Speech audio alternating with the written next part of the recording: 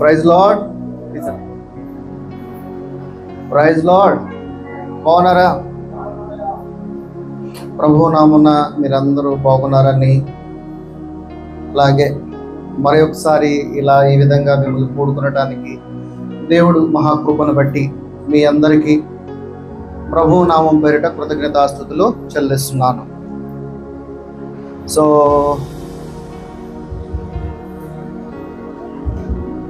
దేవుడు అద్భుతపరిచేవాడు, అద్భుత కార్యాలు చేసేవాడు. ప్రతి ఒక్కరి జీవితంలో ప్రతి ఒక్కరి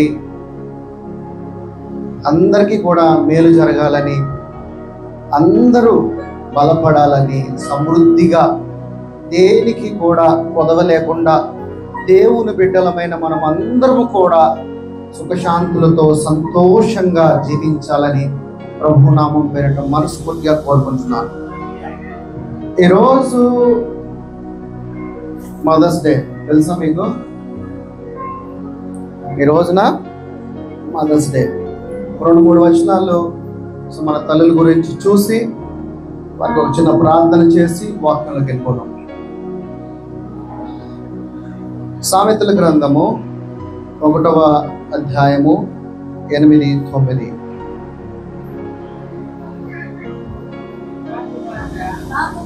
నా కుమారుడా, నీ తండ్రి ఉపదేశమును ఆలకింపుము, నీ తల్లి చెప్పు బోధలను తోసివేయకుము.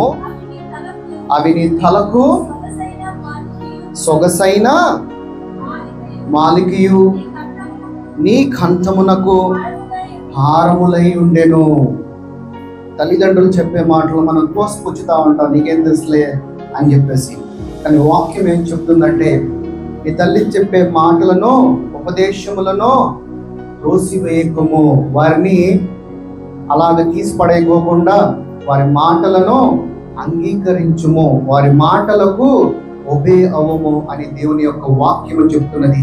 అలా గనక నీవు చేస్తే ఒక హారముకి ఎలాగ నీ మీద పెట్టుకుంటావో అలాంటి ఒక స్థాయిని నువ్వేదైతే ఒబే అవుతావో నీ తల్లికి, అది నువ్విచ్చే గొప్ప అదొక గ్లోరీ. దేవుడు కూడా నిన్ను ఆ విధంగానే దీవిస్తాడని లేఖనముల ద్వారా మాట్లాడుతున్నాడు. అలాగే సామెతల గ్రంథము 31కి వచ్చేయండి. 26, 28, 26, 27, 31, 26, 27, 28. తల్లి ఏం చేస్తుందంట? తల్లి ఎలా ఉంటుందంట చెప్తున్నాడు. జ్ఞానము కలిగి తన నోరును తెరుచును, కృపగల ఉపదేశమును. ఎంత గొప్ప చెప్తున్నాడు. తల్లి జ్ఞానము కలిగి మనకి బోధిస్తుందంట.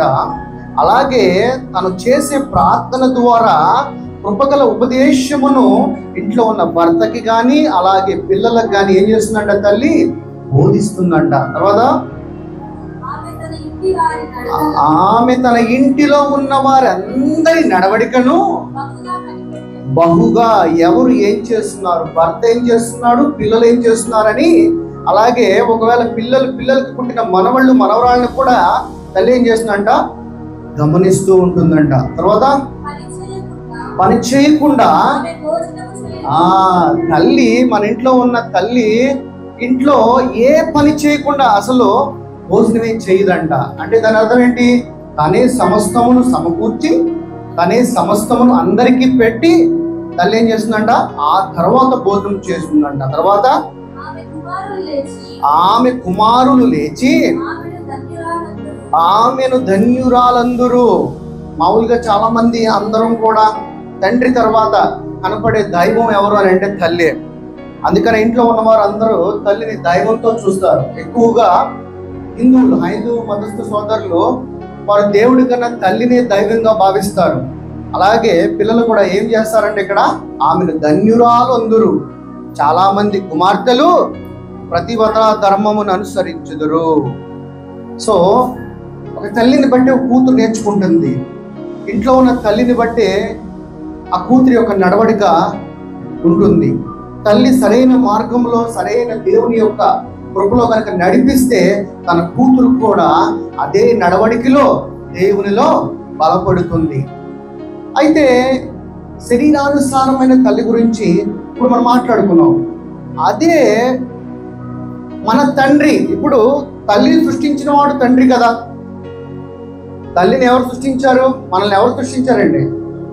తండ్రి సృష్టించాడు. మరి తండ్రి ఎంత గొప్పవాడు! ఇప్పుడు మనకి కనపడుతున్న తల్లి ఓకే, కానీ ఆవిడనే సృష్టించిన వాడు ఎంత గొప్పవాడై ఉండాలి. సో మన తండ్రి గురించి కూడా ఒకే ఒక వచనం చూసి ఇక్కడితో ఇది క్లోజ్ చేద్దాం. యెషయా గ్రంథము 49:15 వచనము.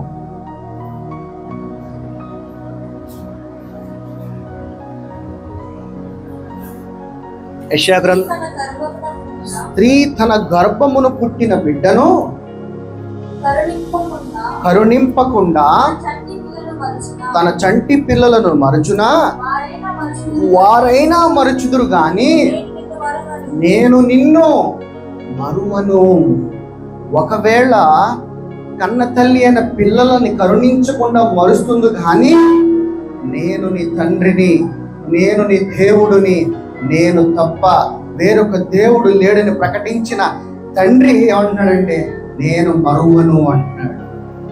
మరువనుగా ఉన్న తండ్రి ప్రేమను పొందుకుని తల్లి ద్వారా ఆ ప్రేమను మనం ఆస్వాదిస్తున్నాం.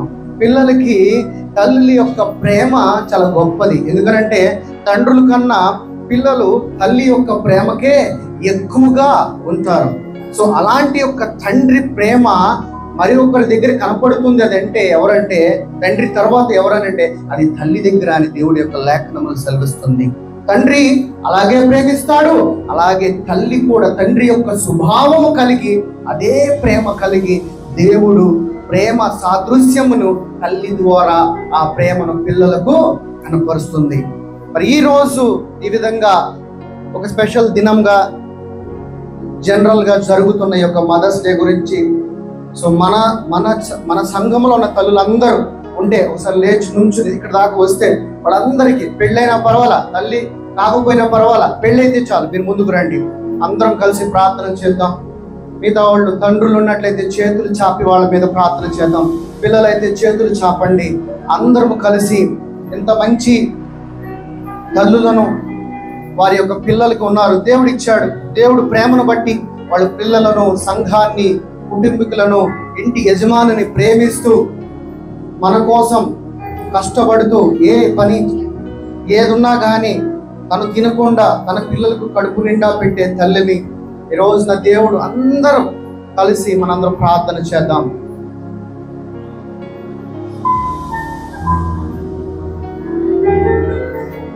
పరిశుద్ధుడా పరిశుద్ధుడా పరిశుద్ధుడా పరలోకమందున్న మా తండ్రి, నాయన మీకు వందనములు ప్రభువా.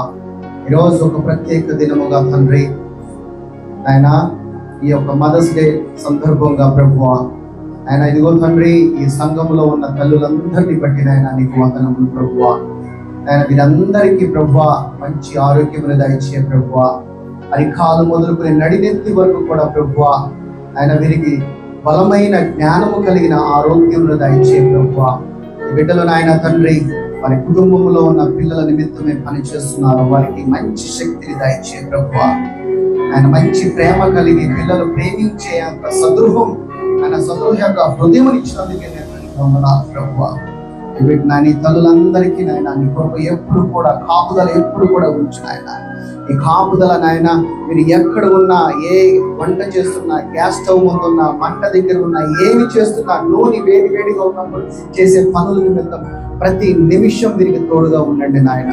వీరి పిల్లల్ని పోషించే విధంలో, పెంచే విధానంలో తోడుగా ఉండండి జ్ఞానముగా తండ్రి. ఆయన వారి ఇంటిని నడిపే విధానంలో కూడా తోడుగా ఉండండి నాయన తండ్రి. వీరు వెళ్లే మార్గములు, వచ్చే మార్గములు, ఒకవేళ ఈ తల్లులో ఎవరైనా ఆయన ఉద్యోగం చేస్తూ ఉన్నట్లయితే వారిని కూడా దీవించండి నాయన. వెళ్లే మార్గం, వచ్చే మార్గంలో తోడే ఉండండి నాయన. ఈ రోజు ఈ ప్రత్యేక దినముగా తండ్రి ఈ రోజు జరుపుకుని ఈ మదర్స్ డేస్ బట్టి నాయన ఈ అందరి తల్లులకు కూడా శుభాకాంక్షలు తెలియజేస్తూ ప్రభువా ఆరోగ్యము, బలమును, సమృద్ధిని, సహాయము దయచేయమని అడుగుచు ప్రభువా. ఈ బిడ్డలందరినీ చేతులకి సమర్పించి నజరుడైన యేసుక్రీస్తు నామమును బట్టి అడిగి వేడుకుంటున్నాము తండ్రి. ఆమేన్, ఆమేన్, ఆమేన్. God bless you, Ma. Happy Mother's Day to you all.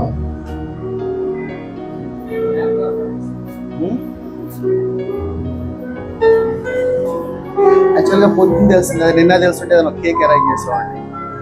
నాకు అంత ఐడియా రాదు.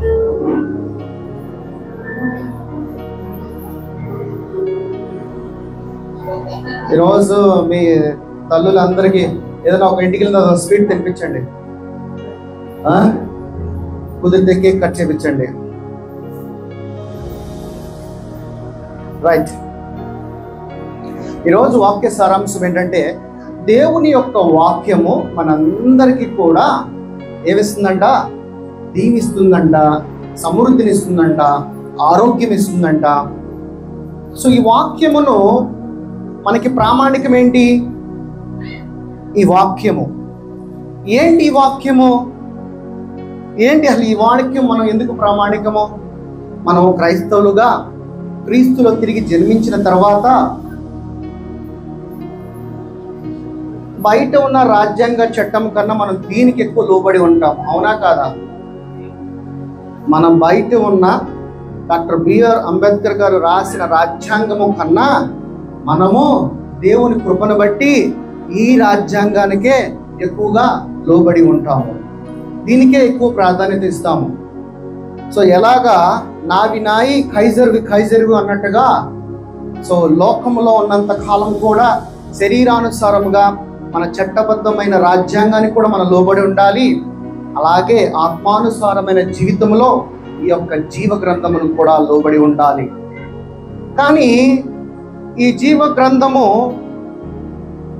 దీనిని గనక ప్రతిరోజు మీరు మీ జీవితమైన నడవడికలో దీన్ని చదువుతూ వింటూ ఉంటే దీని ద్వారా మీకు మంచి దీవెన వస్తుందంట, మంచి బ్లెస్సింగ్ వస్తుంది, మంచి ఆరోగ్యంగా జీవిస్తారు, మీ పిల్లలకు దీర్ఘాయుష్మంతులుగా ఉంటారు, మీ పిల్లలు ఎటువంటి చెడు మార్గంలోకి వెళ్ళిపోరు, అలాగే ఆరోగ్యవంతులుగా దీవించబడతారు. ఏముంది ఈ వాక్యంలో? కానీ మనము క్రైస్తవులంగా చెప్పుకుంటాము, బైబిల్ పట్టుకుని పటపటపట వెళ్ళిపోతూ ఉంటాము. కానీ బైబిల్ చెప్పేదానికన్నా ఈ లోకంలో ఉన్న పారంపర్య చర్యకు, ఆచారాలకు, ట్రెడిషనల్కు ఎక్కువ తలయొక్కుతాం అందరం బేసిక్గా. కానీ దేవుడు ఆచారాలు నువ్వు చేసుకున్నావు, ట్రెడిషన్ నువ్వు క్రియేట్ చేసావు, కానీ అవి నేను క్రియేట్ చేయలేదు అంటున్నాడు. కానీ మనుషులందరం కూడా ఆచారానికే ఇది చేయాలి, ఇది చేయకూడదు, ఇలా ఉండాలి, ఇలా ఉండకూడదు అనే దానికే ఎక్కువగా ప్రాధాన్యత మనం ఇచ్చుకుంటూ ఉంటాము. ఎందుకంటే మనకు మనమే చుట్టూ ఒక గోడ కట్టేసుకుంటా ఉంటాము. ఎలాంటి గోడలు కట్టుకుంటాము? కులం అనే గోడ కట్టేస్తాము, కులం అనే గోడ కట్టేస్తాము. రెండోది మతం అనే గోడ కట్టేస్తాము. మూడోది డబ్బు అనే గోడ కట్టేస్తాము. డబ్బు ఉన్నవాడు ఒకలాగా, డబ్బు లేనివాడు ఒకలాగా. ఇంకా చెప్పాలంటే తెల్లగా ఉన్నవాడు ఒకలాగా, నల్లగా ఉన్నవాడు ఒకలాగా కూడా గోడలు కట్టేసుకుంటా ఉంటాం. కానీ వాక్యం ఏం చెప్తుంది? ఆచారాలను పాటించమంటుందా? వంశపారంపర్యాలను పాటించమంటుందా? ఏమండి మాకు తెలీదు, మా తల్లిదండ్రులు పాటించేవాడు, మేము అలాగా పాటిస్తున్నాము. ఈ రోజుకి చాలా సంఘాల్లో రోమన్ క్యాథలిక్స్ మా తల్లిదండ్రులు చేసేవాళ్ళు మేము చేస్తున్నాం. అలా కాదు. దేవుడు మనకి జ్ఞానం ఇచ్చాడు. ఈ వాక్యములో ఉన్న జ్ఞానము ద్వారా మనము ఏ రోజుకు ఆ రోజునే మన రక్షణని కాపాడుకోవాలి, ఏ రోజుకి ఆ రోజునే మన రూపాంతరము చెందుతూనే ఉండాలి. ఎందుకనంటే దేవుడు నీలోకి రాకోకుండా ఈ వాక్యాన్ని, దేవుడు ఏమై ఉన్నాడు? ఆది అందు ఏముంది? ఆది అందు వాక్యం ఉండను. వాక్యం ఎవరి దగ్గర ఉన్నది? దేవుడి దగ్గర ఉన్నది. దేవుడి దగ్గర వాక్యం ఏమై ఉన్నది? దేవుడై ఉన్నాడు. దేవుడైన వాక్యం ఈ లోకానికి ఏమై ఉన్నది? వెలుగై ఉన్నది. ఆ వెలుగైన వాక్యాన్ని ఈ వాక్యము ఎక్కడ భద్రపరచుకోమన్నాడు? నీ హృదయములో భద్రపరచుకోమన్నాడు. మరి నీ హృదయములో ఈ వాక్యాన్ని భద్రపరచుకోకుండా నువ్వేం చేస్తున్నావంటే నీకు అడ్డుగోడలు కట్టేసుకుంటున్నావు. ఎలాగా? మతం అనే గోడని కట్టేసుకుంటున్నావు, కులం అనే గోడని కట్టేసుకుంటున్నావు, డబ్బు అనే అహంభావం గోడ కట్టేసుకుంటున్నావు. ఇలాగ నీవు గోడలుగా కట్టేసుకుంటూ ఉన్నట్లయితే వాక్యము ఎలా ప్రవహింపజేయమన్నాడు? నీలో ఒక జీవనదిలాగా ప్రవహింపజేయమన్నాడు. మరి నువ్వు ఇలా గోడలు కట్టేసుకుంటే మరి ఈ వాక్యము ప్రవహింపజేస్తుందా? ఆచారం గోడ కట్టేసుకుంటే ప్రవహిస్తుందా నీ హృదయంలో? నీ హృదయంలో ఈ వాక్యము ప్రవహించిన రోజునే నీలో మార్పాటు, నీలో రూపాంతరము, నీలో శక్తి, నీలో జ్ఞానము, నీలో సమృద్ధి, నీలో ఆరోగ్యము, సమస్తము నీలో ఈ వాక్యము ఒక నదిలాగా పరిశుద్ధాత్ముడు ప్రవహింపజేయనంత వరకు కూడా నువ్వు కట్టుకున్న డ్యాముల దగ్గర వాక్యమేమో అయిపోతుంది, ఆగిపోతుంది. నీ ఆచారము గోడ గడ్డలను బద్దలు కొడితే గాని ఈ వాక్యము నీలో ప్రవహింపజేస్తుంది. చాలా మంది రకరకాల గోడలు, రకరకాల అడ్డంకులు, రకరకాల మూఢనమ్మకాలు. ఈ రోజుకి మనం క్రైస్తవులుగా మూఢనమ్మకాలనే అవలంబిస్తాము. అమావాస్య వస్తే భయపడిపోతూ ఉంటాము.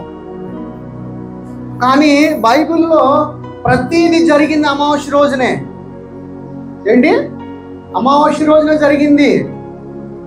ఏ గుడులు కట్టినా, ఏ పనులు చేసినా అన్నీ అమావాస్య రోజున. ఎందుకంటే ఆ రోజున చంద్రుడు ఏమవుతాడు? ఆరంభిస్తాడు.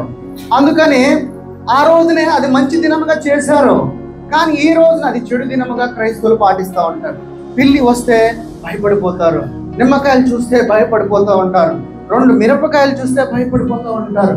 మరి ఈ వాక్యాన్ని ఇక భయపడుతూ ఉంటే ఈ వాక్యం ఎందుకు మనకి? ఈ వాక్యంలో ఏమున్నది? శక్తి ఉన్నది.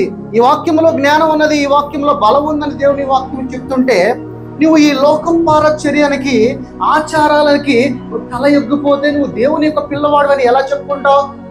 దేవుని యొక్క పిల్లవాడు అంటే నీలో శక్తి ఉండాలి, నీలో జ్ఞానం ఉండాలి, నీలో బలం ఉండాలి, నీలో అథారిటీ ఉండాలి.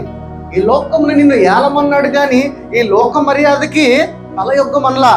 నువ్వు ఎప్పుడైతే ఈ ఆచారానికి తలయొగ్గుతావో నువ్వు ఆటోమేటిక్గా ఈ లోక మర్యాదకి తలయొగ్గునట్టే. ఈ లోకంలో ఉన్న వాటిని నువ్వు చూసి భయపడుతూ ఉంటే ఈ లోక మర్యాదకు నువ్వు భయపడుతున్నట్లే. యేసు ప్రభువారిని అపవాది వచ్చి 40 రోజులు శోధించాడు. కానీ ఆ 40 రోజులు అపవాది ఏం చెప్పినా ప్రభు వినలా. ఎందుకనంటే ఆయనలో కోరిక అనేది లేదు, ఆయనలో కోరిక అనేది లేదు. అందుకనే అపవాది అనేవాడు ప్రభువుని శోధించలేకపోయాడు. కానీ ఈ రోజున మనము ఈవెన్ యేసు ప్రభు వారిని ఆయన స్వార్థ ప్రకటిస్తున్న సమయంలో ఆ రోజుల్లో కూడా యూదులు ప్రతిదీ అడ్డంకులే. ఎందుకనంటే వారు కూడా ఆచారమును, ట్రెడిషన్స్ను ఫాలో అవుతూ ఉండేవాళ్ళు. ప్రభు వచ్చి ఏం చెప్తున్నాడు? లేదు, సమస్తము వాటి మీద నేను విడుదల చేస్తున్నాను, అన్నిటి మీద అధికారం కలిగి జీవించండి, నా ఆత్మ ఎక్కడ ఉంటే మీకు అక్కడ స్వతంత్రం అన్నాడు. కానీ ఈ రోజుకి కూడా ఆ రోజు చెప్పిన సువార్త ఈ రోజుకి కూడా సరిగ్గా అర్థం చేసుకోకుండా మనం కూడా సగం క్రైస్తవులంగా సగము లోకం వైపుగా ఈ మూఢనమ్మకాలను మనము జీవిస్తున్నాము. ఇలా మూఢనమ్మకాలు. ఎంతో మంది క్రైస్తవులు ఆదివారం గుడికి వచ్చి సోమవారము కక్కించుకుంటా వెళ్తూ ఉంటారా? అత్తగారు కోడలు పెట్టిందనో లేదా కోడలు భర్తకు పెట్టిందనో వాట్ ఎవర్ ఇట్ ఈస్ వెళ్తా ఉంటారా? వెళ్ళరా? ఆదివారం గుడి, సోమవారం లోకంలో వారం పరిచర్య, ఆశ్చర్య, అది ఇది వాటికి బయలుదేరుతూ ఉంటారు, పరిగెడుతూ ఉంటారు. అలాంటప్పుడు మనం క్రైస్తవులను ఎలా చెప్పుకోవాలి? మనం ఎలా నిజమైన క్రైస్తవం అవుతాము? ఎలాగ మనం క్రీస్తులో పుట్టిన వారు అవుతాము? నో. క్రీస్తులో నిజంగా నువ్వు పుట్టినవాడివి అయితే క్రీస్తులో నిజంగా నిలబడాలి, క్రీస్తులో బలవంతుడుగా, శక్తివంతుడుగా, జ్ఞానవంతుడుగా జీవించాలి. కానీ నిన్ను నీవు ఈ లోక మర్యాదకి, ఈ లోకంలో ఉన్న వాటి ఆచారాలకు నువ్వు తల ఎగ్గితే దేవుని కుమారుడిగా పిలువబడవు, దేవుని కుమారుడిగా ఆశీర్వదింపబడవు. నిజంగా దేవుని వాక్యాన్ని నీ జీవితానికి దీవెన. మరి ఆ దీవెనకరంగా ఉండాలి అని అంటే ఆ వాక్యంలో నువ్వు నిలబడిన రోజున, ఆ వాక్యాన్ని నీవు నిలబడిన రోజున దేవుడి యొక్క తలంపేంటి? దేవుడి యొక్క తలంపేంటంటే పైనున్న పరలోక రాజ్యాన్ని, భూలోక రాజ్యాన్ని రెండిటిని కలపటము. మనం చేసే ప్రార్థన కూడా ఏంటి? పరలోకమందు నీ చిత్తము నెరవేరబడినట్లుగా భూలోకమందు కూడా నీ పరలోక రాజ్యమును నెరవేరబడును గాక. అంటే దాని అర్థం ఏంటి? పరలోక రాజ్యం పైన ఉందా, కింద ఉందా? పైన ఉందా, కింద ఉందా? కిందే ఉంది. ఆయన రాజ్యాన్ని ఇక్కడ తీసుకుని వచ్చి సిద్ధింప చేయడమే ఆయన యొక్క ఆశ. ఇప్పుడు ఆయన రాజ్యం ఎక్కడుంది? ఎక్కడుంది ఆయన రాజ్యము? కిందే. ఎక్కడ? కింద. నీలోనే ఉంది ఆయన రాజ్యము. నాలో ఉండడం ఏంటి ఆయన రాజ్యము? అవును, ఆయన రాజ్యము నీ హృదయంలోనే ఉన్నది. ఆయన వాక్యాన్ని ఎక్కడ భద్రపరచుకోమన్నాడు? నీ హృదయంలో భద్రపరచుకోమన్నాడు. ఆ భద్రపరుచుకున్న వాక్యము మనకి ఏమై ఉంటది అన్నాడు? కావలి అయి ఉంటది అన్నాడు. మరి ఆ వాక్యాన్ని నువ్వు భద్రపరుచుకున్నప్పుడు కదా నిజమైన ఆయన రాజ్యముగా, ఆయన రాజ్యంలో ఆయన పిల్లలుగా మనం జీవించేది. కానీ మనం ఏమంటున్నామంటే మన మన మన హృదయంలో ఆయన రాజ్యం అని చెప్పుకుంటున్నాము, కానీ మనము లోకములో ఉంటున్నాము. లోకములో ఉన్న వాటి వైపున మనం చూస్తున్నాము. లోకములో ఉన్న ఆచారాల వెనుక మనం పరిగెడుతున్నాము. ఆయన రాజ్యము ఇక్కడ నీ హృదయంలో ఉన్నది కాబట్టి ఆ హృదయానికి ఆచారం అనే గోడలను, అడ్డుకట్టలను నీకు నువ్వే వేసుకుంటున్నావు. ఎప్పుడు ఈ ఆచారం అనే అడ్డుగోడలు నువ్వు తీసివేస్తావో, నీలోకి ఆయన జీవం కలిగిన వాక్యము ఒక జీవనదిలాగా పరిశుద్ధాత్ముడు నీలో ప్రవహింపబడతావో, నీలో వాక్యమును ఎప్పుడైతే నువ్వు భద్రపరుచుకుంటావో అప్పుడు ఆయన యొక్క రాజ్యము నీలో సుస్థిరముగా ఏర్పడుతూ ఉంటుంది. ఎలాగ మనం బలమైన ఆహారము తింటూ ఉంటుంటే మన శరీర ఆకృతులు ఎలా మార్పాటు చెందుతూ ఉంటాయో, అలాగే నువ్వు దేవుని యొక్క వాక్యమును ప్రతిరోజు వింటూ తింటూ ఉంటుంటే నీలో ఉన్న రాజ్యం ఏమవుతూ ఉంటుంది? బలపడుతూ ఉంటుంది. ఎలాగా? విశ్వాసముతో. కానీ నీకు నువ్వే అన్ని అడ్డుగోడలుగా, అడ్డుకట్టలు కనుక కట్టుకున్నట్లయితే, నీలో వాక్యం అనేది ఏరే పారకుండా ఉండి ఉన్నట్లయితే, దేవుడు అంటాడంటే నా వాక్యము నీలో కనుక ఉండి లేకపోయి ఉన్నట్లయితే నీవు నా వాడవు కావు అంటున్నాడు. పేరుకు మాత్రమే మనం క్రైస్తవులు అని చెప్పుకోవడం కాదు, మన నోటి ద్వారా దేవుని యొక్క లేఖనములు ఎప్పుడు నువ్వు మాట్లాడే ప్రతి మాటలో కూడా నీ లేఖనములు దేవుడు మన కొరకు సిద్ధపరిచిన లేఖనములు మన నోటి ద్వారా పలకాలి. అప్పుడు దీవెన దొరుకుతుంది. అంతేకాని దీవెన దొరకాలి అని అంటే క్రైస్తవులు అనుకుంటే కాదు, దేవుని యొక్క ఆరాధనకు వస్తే కాదు, దేవుని యొక్క ప్రార్థన చేస్తే కాదు, కానీ నిజమైన వాక్యము నీలో ఏరై పారాలి. ఇప్పుడు పక్కన వరి చేను ఉంది కదా, నీళ్లు కంటిన్యూగా ఉంటే పంట పండుతుందా? పంట ఇత్తనాలు వేసిన రోజు నీళ్లు పెట్టి వదిలేస్తే పంట పండుతుందా?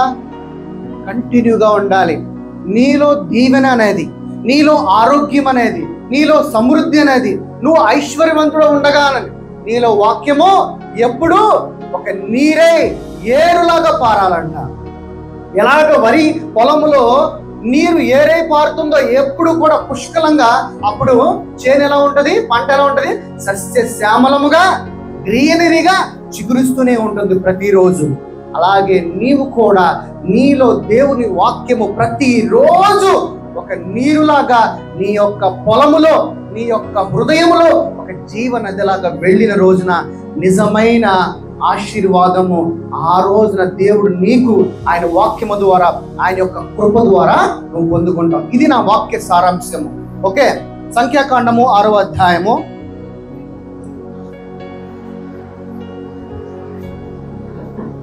24, 25, 26. యెహోవా నిన్ను ఆశీర్వదించి నిన్ను కాపాడును గాక. యెహోవా నీకు తన సన్నిధిని నీ మీద ప్రకాశింపజేసి నిన్ను కరుణించును గాక. యెహోవా నీ మీద తన సన్నిధి కాంతి ఎప్పుడు కూడా ఉదయింపచేసి నీకు సమాధానమును కలుగజేయునుగాక. యెహోవా కాంతి ఎప్పుడు కూడా ఎలా ప్రకాశించింది? కాంతి అంటే ఏంటి? వెలుగు. ఆ వెలుగు ఎప్పుడు ప్రకాశించాలంటే నువ్వేం చేయాలి? దేవుని యొక్క వాక్యము నీలో ఎప్పుడు కూడా చిగురిస్తూ ఉండాలి. అప్పుడు నీ జీవితము కూడా, నీ జీవితంలో చీకటి కనబడుతున్న ప్రతి అవసరతలు, ప్రతి కొరత, ప్రతి చింత యావత్తును కూడా దేవుడు అంటాడంటే ఆ కాంతి ద్వారా ఆ చీకటి, ఆ సమస్యలు, ఆ కష్టాలన్నీ బయటికి వెళ్ళిపోతాయి. కానీ ఈ రోజున సంఘం ఎలా ఉంది?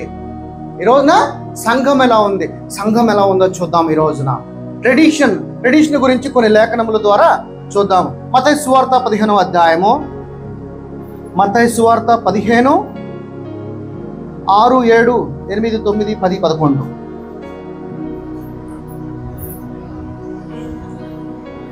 మత్తయి సువార్త 15వ అధ్యాయము 6 నుంచి 11 వరకు.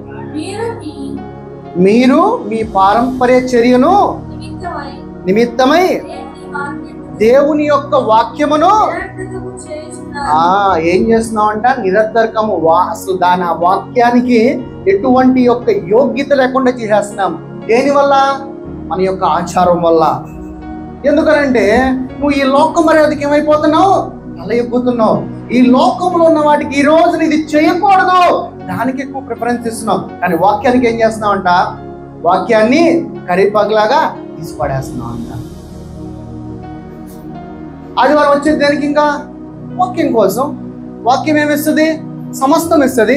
కానీ ఆ వాక్యాన్ని నువ్వేం చేస్తున్నావు? నిరర్ధకం చేసేస్తున్నావు.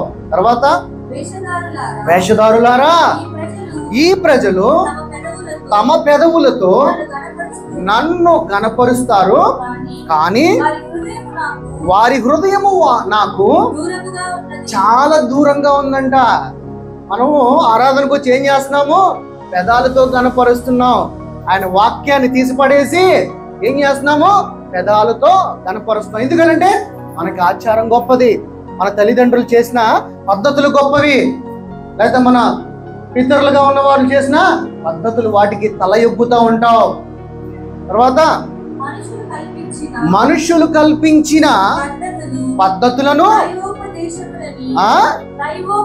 నయోపదేశములని బోధించుచు, మనుషులు చేసిన పద్ధతులు. ఈ రోజున నిజంగా చెప్పాలంటే మనుషుల పద్ధతులకి అందరం తల ఎగ్గుతాం, అవునా కదా? మనుషులు చేసిన ఒక ట్రెడిషన్నే ఎక్కువగా ఫాలో అవుతాం. ఇక్కడ ఏమంటున్నాడు? అందుకనే దైవోపదేశములను బోధించుచు వారు నన్ను వ్యర్థముగా ఆరాధించుచున్నారని యెషయా మిమ్మల్ని గూర్చి ప్రవచించిన మాట సరి అయినదే. ఎప్పుడో యెషయా గారు ముందుగానే చెప్పేస్తున్నాడు సంఘం ఎలా ఉండబోతుందో అని. అదే మాటని ప్రభువైన యేసు వారు జ్ఞాపకం చేస్తున్నాడు. ఎవరికి? యూదులకి. ఏమని? మనుషుల పద్ధతులకు మీరు ఎక్కువగా ఫాలో అవుతారు, కానీ నా వాక్యానికి మీరు తలయొగ్గరు. వాక్యానికి తలయొగ్గండి. వాక్యాన్ని మీ హృదయంలో భద్రపరచుకోండి. వాక్యమే సమస్తముగా మీరు జీవించండి. కానీ మనుషులు చేసిన ఏ ట్రెడిషన్ కూడా, ఏ ఆచారాలను కానీ మీరు తలయొగ్గొద్దు అంటున్నాడు. ఎప్పుడైతే మీ జీవితంలో ఆ ట్రెడిషన్ కనుక మీరు తలయొగ్గితే మీరు దేవుని యొక్క వాక్యాన్ని తీసిపడేసినట్టే. లేదు, ఈ రోజున అమావాస్య, నేను బయటికి వెళ్ళకూడదు, ఈరోజు ఏ పని చేయకూడదు, త్వరగా ఇంటికి వచ్చేసే. చాలా మంది చెప్తా ఉంటారు. సహజంగా ఏం చెప్తా ఉంటారు? భర్తలకు కానీ పిల్లలకు కానీ, చీకటి పడిపోయింది, ఇంట్లో బయటికి వెళ్ళకూడదు. ఎందుకని? ఏ ఆచారాన్ని పాటిస్తున్నావు? అప్పుడేమవుతుందంట? నువ్వు ఆ ఆచారాన్ని కనుక పాటిస్తే వాక్యాన్ని కరివేపాకులాగా తీసి పడేసినట్టు. తర్వాత జన సమూహములను పిలిచి మీరు విని గ్రహించుడి, నోట పడునది మనుష్యుని అపవిత్రపరచుదు గాని నోట నుండి వచ్చినదే మనుష్యుని అపవిత్రపరచును.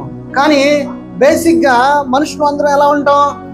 ఇది రోతగా ఉంది, ఇది చెడిపోయింది, ఇది నిన్నటిది, ఇది మొన్నటిది, ఇది తినకూడదు, అది తినకూడదు, అది బాగోలేదు, ఇది బాగోలేదని మనము నోట్లో తినే దాని గురించి ఎక్కువ ఇంపార్టెన్స్ ఇస్తాం. కానీ వాక్యం ఏం చెప్తుందంటే నీ నోటి ద్వారా ఏదైతే తింటావో దాని నుండి నువ్వు అపవిత్రపరచబడవు. కానీ నీ నోటి నుండి ఏదైతే బయటకు వస్తుందో తినేదాని ద్వారా ఎటువంటి అపవిత్ర జరగదు.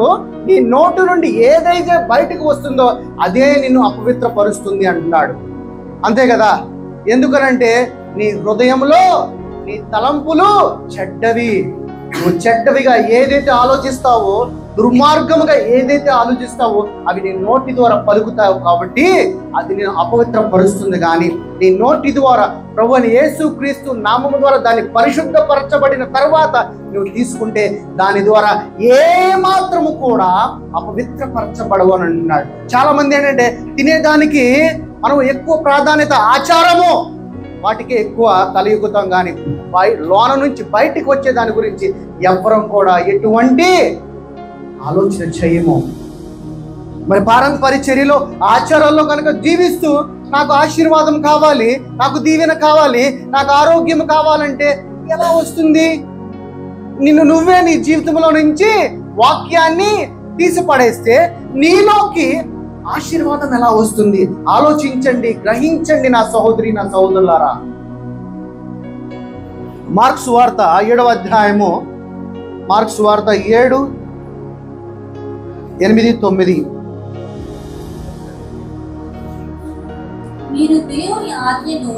మీరు దేవుని ఆజ్ఞను విడిచిపెట్టేసి మనుషుల ఆచారములను, ఏం ఆజ్ఞను మనం పక్కన పెట్టేసామంట? దేవుని యొక్క ఆజ్ఞ అంటే దేవుణ్ణే పక్కన పెట్టేశావు. దేవుని పక్కన పెట్టేసి ఏం చేయాలనుకుంటున్నావు? మనుషుల పారంపర్య చర్యను గైకొంటున్నావు. అప్పుడు ఎలా దొరికింది నీకు ఆశీర్వాదము? ఆశీర్వాదం రమ్మంటే ఎలా వస్తుంది? రాదు కదా. దేవుని ఆజ్ఞను ముందు పెట్టు. ఏంటి దేవుని ఆజ్ఞ? చెప్పగలరా ఎవరన్నా? ఏంటి దేవుని ఆజ్ఞ? ఏంటిది చెప్పగలరా? నిన్ను వలే నీ పొరుగు వారిని ప్రేమించు, అదే మొదటి ఆజ్ఞ. నీ తల్లిదండ్రులను సన్మానించు అంటున్నాడు. పూర్ణ ఆత్మతో, పూర్ణ హృదయముతో, పూర్ణ మనసుతో వివేకము కలిగిన ఆరాధించు అంటున్నాడు. ఈ ఆజ్ఞలు పాటించిన రోజున నేను నీకు దీవెన, ఈ ఆజ్ఞలు పాటించిన రోజున నేను నీకు సమృద్ధి. ఇవి చేయకుండా మనుషులు చేసిన వాటికే మనం ఎక్కువ ప్రాధాన్యం ఇచ్చి ఉన్నట్లయితే మనకి ఎక్కడి నుంచి వస్తుంది ఆశీర్వాదము? తెలుసుకోండి. ఈ రోజు నుంచి మారు మనసు పొందండి. దేవుడు చేసిన ఆజ్ఞలు, దేవుడు చేసిన యొక్క ఆజ్ఞ ఒకటే, ప్రేమగా జీవించు, ప్రేమానుసారముగా జీవించు, ఎదుటి వాడిని ప్రేమించు అంటున్నాడు. ఆజ్ఞలో ఎటువంటి గొప్పది లేదు, ప్రేమే కదా అనుకుంటావు, కానీ ఇది చాలా కష్టము. అవునా కదా? జస్ట్ ప్రేమ కదా. ఏంటి దేవుడు అంటే ఎంత సింపుల్ కండిషన్ పెట్టాడంటే అనుకుంటావు, కానీ ఆ కండిషన్ ఫాలో అవడం చాలా కష్టము. నిన్ను దేవుడు ఏమన్నాడంటే, నేను ఎవడైతే శోధిస్తున్నాడో నీ శత్రువునే ప్రేమించు అంటున్నాడు. ఈ రోజు నీ శత్రువుని ప్రేమించే అంత మనసు, హృదయం నీ దగ్గర ఉన్నదా? వాడిని క్షమించే అంత మనసు ఉన్నదా నీ దగ్గర? కానీ దేవుడు అంటున్నాడు చాలా ఈజీగా ఉంటుంది, కానీ చాలా కష్టము. ఆవగింజంత విశ్వాసం ఉన్నాడు. ఎందుకన్నాడు తెలుసు? ఆవగింజ విశ్వాసము. మీరు ఆవగింజను బట్టి ఇట్లా పిసకండి, పగలది. అంత బలంగా ఉండాలి నీ విశ్వాసం అంటున్నాడు. మీరు ఏదైనా పప్పు గుద్దితో గుద్దితే కానీ అది చితికిద్ది, కానీ నీ చేత్తో పట్టుకుని, చిన్నదే కదా, నువ్వు ఎంతున్నావు ఎడేరు బంగ్లా, కానీ నీలో ఉన్న ఆవగింజ చిన్నది, నీ దగ్గర ఉన్నది, నీ చేతిలో ఉన్నది, దాన్ని పిసకలేవు నువ్వు. టు బి ఫ్రాంక్ గా చెప్తున్నా, అంత బలమైన విశ్వాసంతో నువ్వు నా దగ్గర ఉండు అంటున్నాడు. ఆ రోజున ఎప్పుడైతే నువ్వు నా దగ్గర విశ్వాసము కలిగి ఉంటావో ఆ రోజున కదా నేను నీకు ఇచ్చేది ఆశీర్వాదము. మనము క్రైస్తవులుగా, వేషధారులుగా జీవిస్తున్నాం, అందుకనే మనలో మార్పాటు జరగట్లేదు, మనలో ఆశీర్వాదము పొందుకోలేకపోతున్నాము. అదే అధ్యాయము 13 గ్రామం ఒకసారి. మీరు నియమించిన మీ పారంపరిచార్యమును, దేవుని వాక్యమును నిరర్ధకము చేయను. ఈ ఆచారాలు ఏం చేస్తుందంట? ఈ వాక్యాన్ని తీసివేస్తుంది. తర్వాత ఇటువంటివి అనేకములు మీరు చేయుదురని ప్రభుకు ఆల్రెడీ తెలుసు. ఎందుకనంటే ఈ లోకంలో ఉన్న వాటిని చూసే నువ్వు వాటికే ఎక్కువ ప్రాధాన్యత ఇస్తావు కాబట్టి, ఐ నో బిఫోర్, నాకు ముందుగానే తెలుసు అంటున్నాడు. కానీ అదే నీకు తెలుసు కదా ప్రభా, నేను ఇలాగే ఉంటానంటావా? నో, అలా కాదు, అలా ఉండకూడదు. నువ్వు ఎలా ఉండాలంటే దేవుని యొక్క ఆజ్ఞను అనుసరిస్తూ ఆయన ఆత్మగా, ఆయన సాక్షిగా జీవించాలి. అర్థమవుతుందా? ఎందుకు మన జీవితంలో ఆశీర్వాదాలు లేట్ అవుతున్నాయి? ఇంతగా నేను ప్రార్థన చేస్తున్నా, ఎందుకు నా జీవితంలో మార్పాటు జరగటలేదు? ఎందుకు నా జీవితంలో నేను ఆశీర్వదింపబడటం లేదనంటే, నీ జీవితంలో నువ్వు ఎక్కడైనా ఈ యొక్క ఆచారాలకు, పారంపర్య చర్యలకు తల ఎప్పుతున్నావేమో చూసుకో. జీవిస్తే క్రీస్తు వలె జీవించు, జీవిస్తే ఆయన యొక్క కుమారుడుగా, రాజుగా జీవించు. కానీ సగం లోకం వైపు, సగం సంఘం వైపు చూస్తే దేవుడు అంటాడంటే, అలాంటి వారిని ఏమన్నాడు దేవుడు? నులివెచ్చని జీవితం వారిని ఏం చేస్తా అన్నాడు? వేస్తా అన్నాడు. ఐ స్లిప్ ఇట్ అన్నాడు. ఎందుకనంటే సగం అటువైపు సగం ఇటువైపు నన్ను తీసి పడేస్తే నేను ఎలా నిన్ను ఆస్వాదించాలి?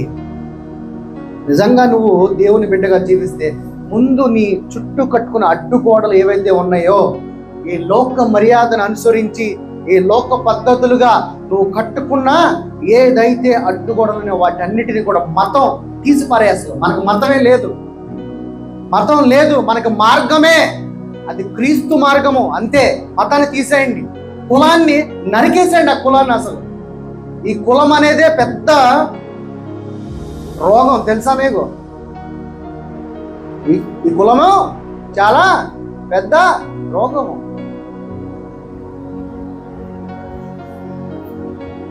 సనాతన ధర్మం అంటారు కదా.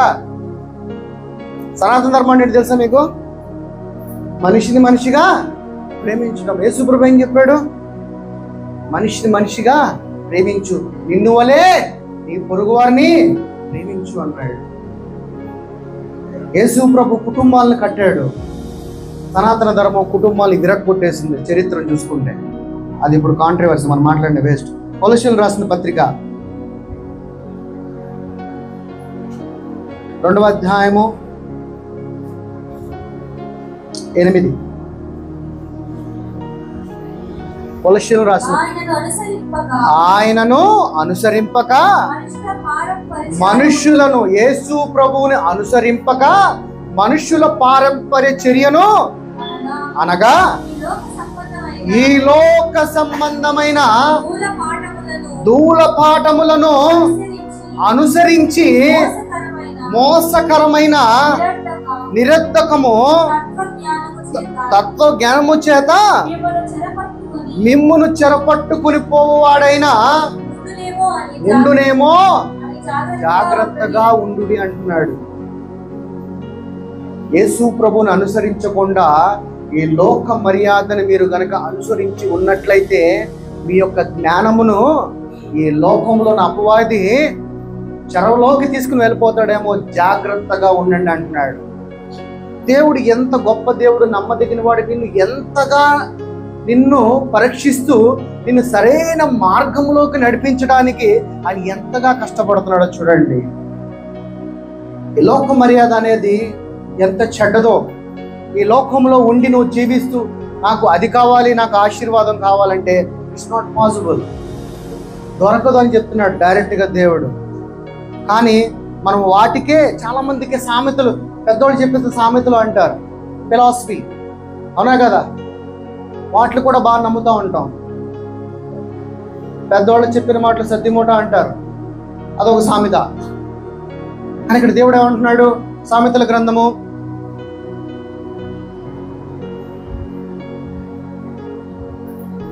11:46 యోహాను సువార్త 11:46.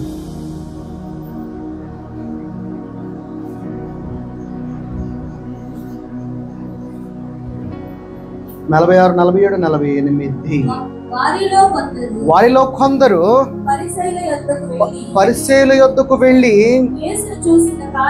యేసును చూసిన కార్యములను గురించి వారితో చెప్పిరి. అసలు యేసు ప్రభువుని సిలువేయట కారణం, యేసు ప్రభు వారిని చంపబడ్డ కారణం ఏంటో తెలుసా? ఏంటిది? ఆచారాలే.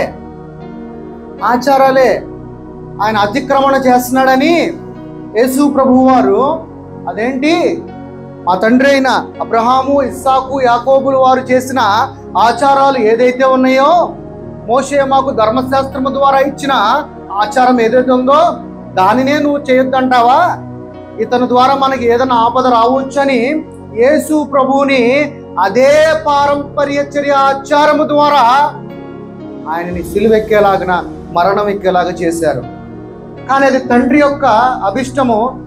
వీరు అనుకుంటున్నారు మేమే ప్రభువుని సిలువేసి అనుకుంటున్నారు, కానీ ప్రభువుగానే సమర్పించుకున్నాడు. కానీ అప్పుడున్న ఎదుటి వారి ప్రభువు ముందు ఉన్న యూదులు వారి యొక్క పారంపర్య చర్య ఆచారాలను బట్టే ప్రభువుని వెంటాడుతూ వచ్చారు. తర్వాత కాబట్టి ప్రధాన యాజకులను, పరిసయ్యులను, మహాసభని ఎట్లా అంట, ఒకడు వస్తున్నాడు అనేకమైన అద్భుతాలు చేస్తున్నాడు, డెలివరీ చేస్తున్నాడు అని చెప్పని ఆ దేశంలో ఉన్న వాళ్ళందరూ కూడా కూర్చుని ఒక సభగా ఏర్పరచుకుని ఎలాగ ప్రభువుని హతం చేయాలని మాట్లాడుకుంటున్నారంట. దీని వెనక మాట్లాడుకోవటానికి వాళ్ళ హృదయంలో ఏముంది? ఆచారము. ఆచారమును బట్టి ప్రభువునే బలి తీసుకోవాలనుకుంటున్నారు వాళ్ళు. తర్వాత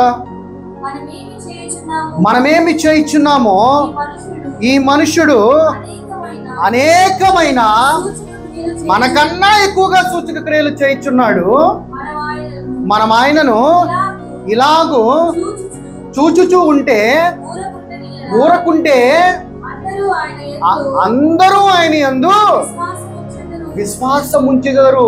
అందరూ ఆయనలోకి వెళ్ళిపోతారు. ఆయన ఏం చెప్తున్నారో, ఆయన చేసే ప్రతి సూచక క్రియలను బట్టి ఆయనను విశ్వసిస్తారు అని అప్పుడున్న పరిసయ్యులు పెద్దలు మాట్లాడుకుంటున్నారంట. ఇతను ఎట్లయినా కానీ సంహరించాలని. ఏంటనంటే ఆచారము, మతం పెట్టిన ఆచారము, మతాన్ని పెట్టిన ఆచారము, మతం పెట్టే ఆచారాలకు ఈ రోజున ఎందుకు బయట కొట్లాడుకుంటున్నారు? ఎందుకు వారు జరుగుతుంది? మతమే కాదా?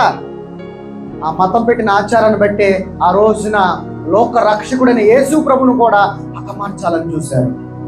తర్వాత అప్పుడు రోమియోలు వచ్చి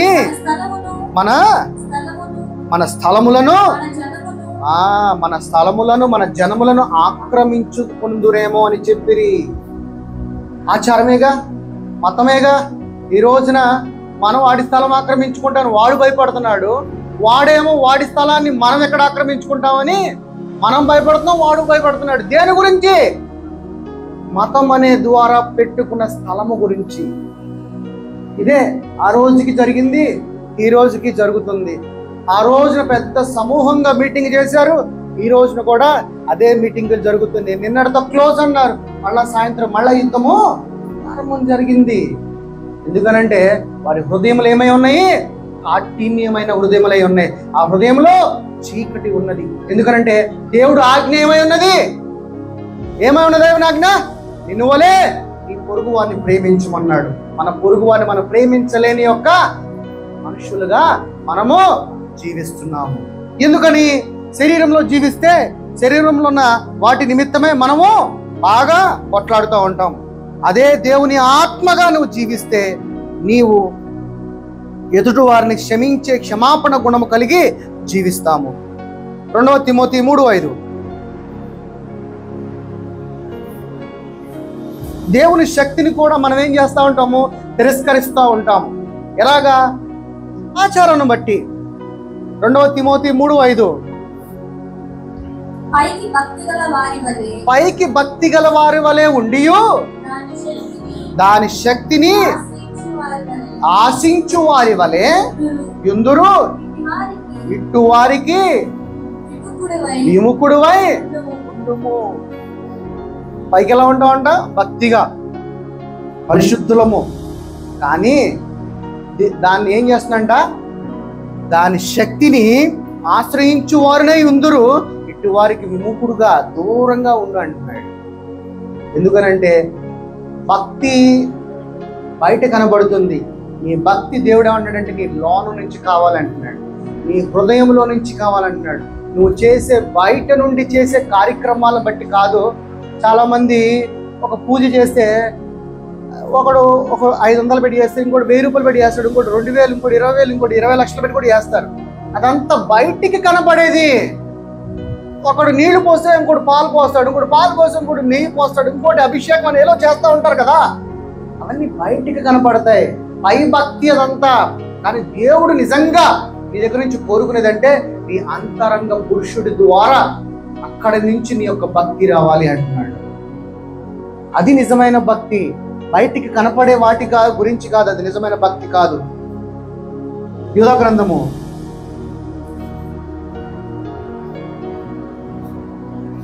1:4-5.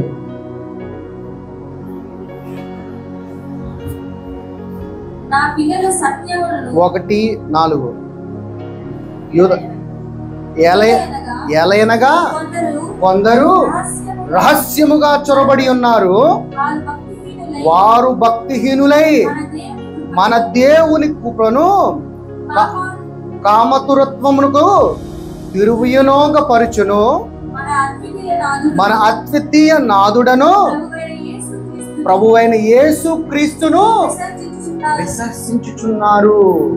భక్తిహీనులు వాళ్ళు ఏం చేస్తారంట? రహస్యముగా సంఘములోనే చొచ్చుకుని ఏం చేస్తారంట? దేవుని యొక్క కృపను కామతృత్వమునకు దుర్వినియోగపరచుచు మన అద్వితీయ నాదుడను మన ప్రభువైన యేసు క్రీస్తుని విసర్జించుచున్నారు. ఈ తీర్పు పొందుటకు వారు ముందే పూర్వమందే సూచింపబడిన వారు. తర్వాత కింద చదవమ్మా. ఈ సంగతులన్నీ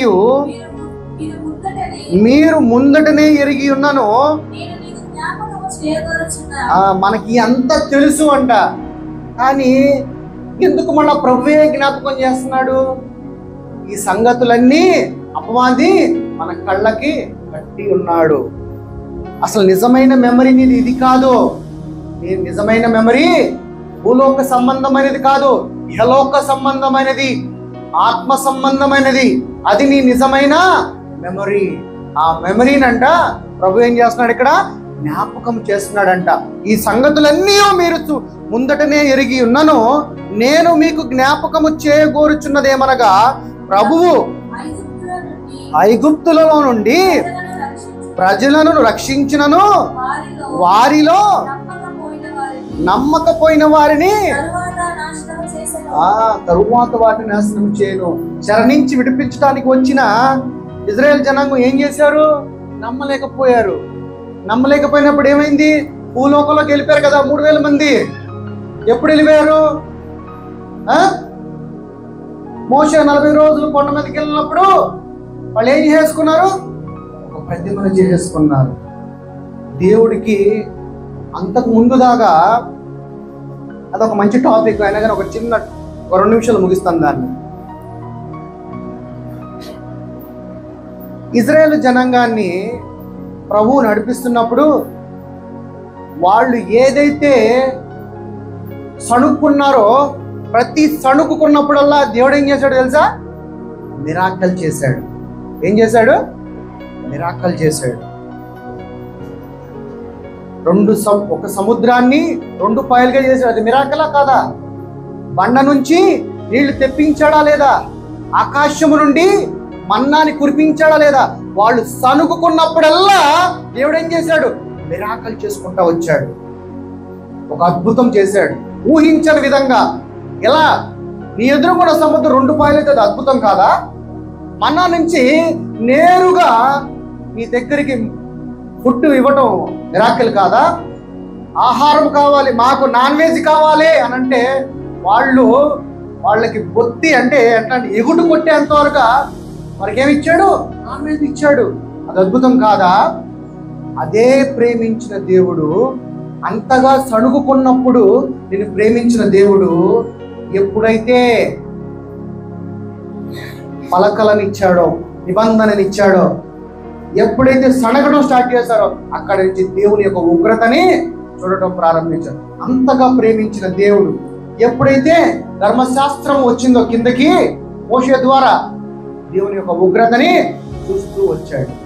అందుకని ధర్మశాస్త్రం వల్ల ఏమొస్తుందంట? ఉగ్రత వస్తుందంట. అదే యేసు ప్రభు కృప ద్వారా కృప విస్తరిస్తుందంట. అర్థమవుతుందా? ఇప్పుడు 3000 మందిని భూస్థాపితం చేసేసాడు తండ్రి. అందుకే ఇక్కడ ఏమంటున్నాడంటే, నమ్మకపోయిన వారిని తరువాత నాశనము చేయను. సో అందుకనే దేవుడు ప్రేమించేవాడు, దండించేవాడు, దండన కంటే ఎక్కువగా ప్రేమనే చూపిస్తాడు. అంతగా ప్రేమ చూపించే దేవుడు నీ దగ్గర ఈ యొక్క జీవ గ్రంథముగా 66 పుస్తకాలుగా నీ చేతిలో ఉన్నాడు. 66 పుస్తకాలుగా నీ చేతిలో ఉన్నాడు. కానీ మన దీనికి విలువ పట్ల సూర్యుడి నుంచి పక్కన ఉన్న నక్షత్రానికి దూరము 4 లక్షల కోట్ల సంవత్సరాలు పడుతుందంట. ఎన్ని సంవత్సరాలు? 4 లక్షల కోట్ల సంవత్సరములు పడుతుందంట. కానీ మనకు చూడంగానే స్టార్ కనబడుతుంది, ఆడి పక్కన ఇంకోటి ఉంటాడు, ఆడి పక్కన ఇంకోటి ఉంటాడు, అవునా? కానీ ఒక స్టార్కి మధ్యలో ఎంత గ్యాప్ ఉంటుందంట?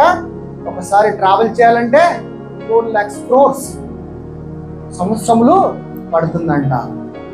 అలాంటివి ఇన్నే ఉన్నాయా? కాదు, రోజుకి ఇలాంటివి కొన్ని వేలగా తయారు చేస్తూ ఉంటాడంట. వాటన్నిటికీ దేవుడు ఏం చేస్తూ ఉంటాడంట? పేర్లు పెడతా ఉంటాడంట. అంటే అంత గొప్ప దేవుడు, అంత పెద్ద దేవుడు, అనంతము కలిగిన దేవుడు నిన్ను నన్ను ప్రేమించి తను కూడా మరియ గర్భంలోకి వచ్చి తల్లి ధర్మం ప్రకారంగానే బయటికి వచ్చి ఎంతగా తను తగ్గించుకున్నాడా లేదా? అరే పేతురు కాళ్ళను కడిగాడండి, కడిగాడా లేదా? పేతురు, అయ్యా నా కాళ్ళు ఎందుకు కడుగుతున్నావు? ఇది నీకు అర్థం కాదులే, అయితే నాకు స్నానం చేయించాయా? సరే ఓకే, ఇలాగే నువ్వు కూడా తగ్గించుకుని ఉండాలన్నాడు. అంత పెద్ద దేవుడు, అంత గొప్ప దేవుడు, అంత శక్తిమంతుడు ఈ రోజున ఈ 66 పుస్తకాలుగా నీ చేతిలో ఉన్నాడు. జీవం కలిగి ఉన్నాడు. నేను నీలో ఉండే మిమ్మల్ని కొద్దిపాటి సమయం విడిచిపెడుతున్నాను, నిరంతరం మీతో పాటే ఉండడానికి మళ్ళీ తిరిగి వస్తాను అన్నాడు. అలాగే పరిశుద్ధాత్ముడుగా తిరిగి వచ్చి నీలోనే నివాసము చేస్తున్నాడు నీ యొక్క హృదయంలో.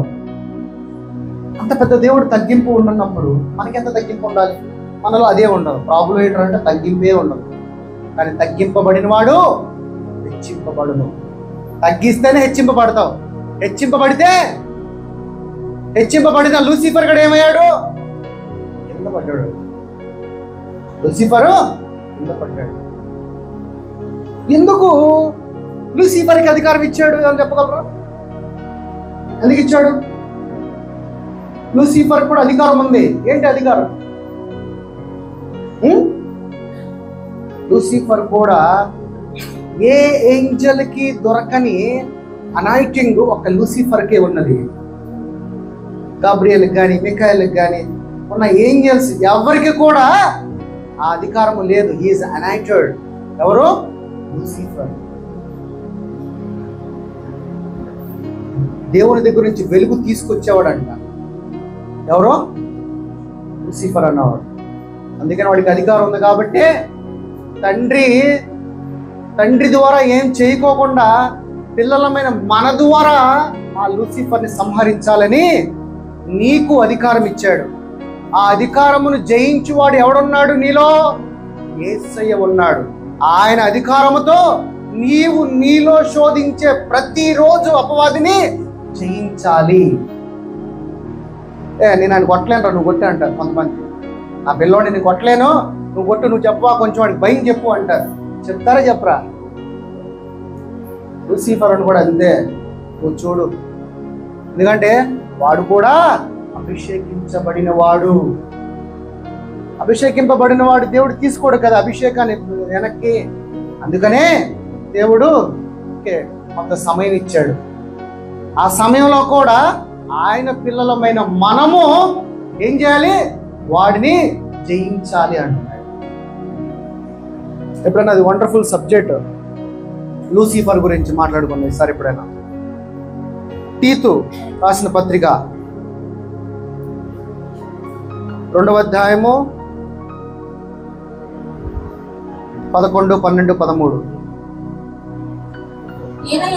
ఏలయనగా సమస్త మనుషులకు రక్షణకరమైన దేవుని కృప ప్రత్యక్షమై మనము భక్తిహీనతను ఇహలోక సంబంధ దురాశలను విసర్జించి శుభప్రదమైన నిరీక్షణ నిమిత్తమై అనగా మహాదేవుడైన ప్రభువులకు ప్రభువైన రాజులకు రాజైన తర్వాత మన యేసుక్రీస్తు అయిన రక్షకుడునైన యేసుక్రీస్తు యొక్క మహిమ యొక్క ప్రత్యక్షత కొరకు ఎదురు చూచుచు నిరీక్షణ కలిగి ఈ లోకములో మంచి స్వస్థ బుద్ధితో కలిగి నీతితో కలిగి భక్తితోనూ బ్రతుకుచుండవలనని మనకు బోధించుచున్నది. ఏంటి బోధించేది? ఈ వాక్యము. ఈ వాక్యములో ఏమున్నదంట? ప్రత్యక్షత ఉన్నదంట. భక్తిహీనతను వదిలి ఇహలోక సంబంధమైన దురాశలను విసర్జించి, కానీ మనం అదే ఇహలోక సంబంధమైన వారముగా జీవిస్తూ ఉంటాము. ఆ ఆశలను మనం విసర్జించలేము. ఈ రోజున లోకంలో ఉన్న వాటినే ప్రేమిస్తూ ఉంటాము. ప్రేమించు, తప్పులేదు, కానీ వాటికి తలయొగ్గమాకు. ఏంటి? తలయొగ్గమాకు. ఏదైనా ఈ లోకంలో కనుక నీకు ఇష్టపడితే అది నీకు ఎక్కడ ఉండాలో తెలుసా? ఇక్కడ కాదు ఉండేది, నీ కాళ్ళ కింద ఉండాలి. ఎందుకంటే నువ్వు వాటిని జయించేవాడిగా ఉండాలి, వాటిని ఏలేవాడిగా జీవించాలి. అంతేగాని ఈ లోకంలో ఉన్న వాటి నిమిత్తమై నిన్ను తగ్గించుకోకూడదు. నువ్వు ఎవరివి? దేవుని కుమారుడివి. నిన్ను తగ్గించుకుంటే ఏమో, ఎవరు తగ్గిస్తున్నట్టు? అక్కడ నీలో ఉన్నవాడు గొప్పవాడా కదా? నిన్ను తగ్గించుకుంటే ఎవరు తగ్గించినట్టు? దేవుడు తగ్గించినట్టు. అందుకే దేవుడు అన్నాడంటే వాటికి తలయొగ్గమాకు, వాటిని తలయొగ్గమాకు, వాటిని పాదముల కింద పెట్టు అంటున్నాడు. దానిని పాదముల కింద పెట్టాలంటే నువ్వు పారంపర్య చర్యను, ఆచారాలను వాటి వైపు మొగ్గుకోకుండా దేవుని యొక్క వాక్యము మీద నిరీక్షణ కలిగి ఉంటే, ఆయన ప్రత్యక్షత కొరకు ఎదురు చూస్తూ ఉన్నప్పుడంట దేవుడి యొక్క కాపుదల ఎప్పుడు కూడా మెండుగా మనందరి మీద ఉంటుందంట. వాక్యము గొప్పది. వాక్యముని హృదయంలో భద్రపరుచుకోవాలి. వాక్యమును ప్రతిరోజు వినాలి, చదవాలి, తింటూ ఉండాలి. ఆహారం ఎలాగ ఉదయము, మధ్యాహ్నము, సాయంత్రము, రాత్రి ఎలాగ తింటూ ఉంటామో వాక్యాన్ని కూడా అలాగే ప్రతిరోజు తింటూ ఉండాలి. ఒక పూట ఆహారం తీసుకోకపోతే సాయంత్రానికి ఎలా సోలిపోతావో నీ శరీరానుసారముగా, అలాగే వాక్యానికి ఈ వాక్యము నీ ఆత్మ కనుక ఇవ్వకపోతే నీ ఆత్మ కూడా లోన సోలిపోతుంది, కుంగిపోతుంది, కృషించిపోతుంది. అదే నీ ఆత్మ బలముగా ఉంటే, ఆత్మ గొప్పదా, శరీరం గొప్పదా? మనం జీవిస్తున్న ఆత్మై ఉన్నామా, శరీరమై ఉన్నామా? మన ఆత్మకి ఆహారం ఏంటి? జీవవాక్యము. జీవవాక్యాన్ని ప్రతిరోజు నీరులాగా నీ హృదయంలోకి వెళుతూ ఉన్నట్లయితే నీలో ఉన్న ఆత్మ ఏమవుతుంది? బలపడుతుంది. ఆత్మ ప్రకాశమానముగా ప్రకాశిస్తుంది. ప్రకాశించిన వాక్యము నీలో ఉన్న చీకటిని బయట వేస్తుంది. అప్పుడు నీలోకి అభివృద్ధి, సమృద్ధి, ఆరోగ్యము. ఈ లోకంలో జీవించాలంటే ఆరోగ్యము, రెండోది సమృద్ధి అంటే డబ్బు. ఈ రెండు లేకపోతే మనిషి జీవితం వృధా. బట్ ఈ రెండింటిని నువ్వు పొందుకోవాలంటే దేవుడు ఏమంటాడంటే నా వాక్యము నీలో భద్రపరుచుకో అంటున్నాడు. అలాంటి యొక్క మహిమను కలిగి మనం జీవించాలి. రోమీయులకు రాసిన పత్రిక 10వ అధ్యాయము 21.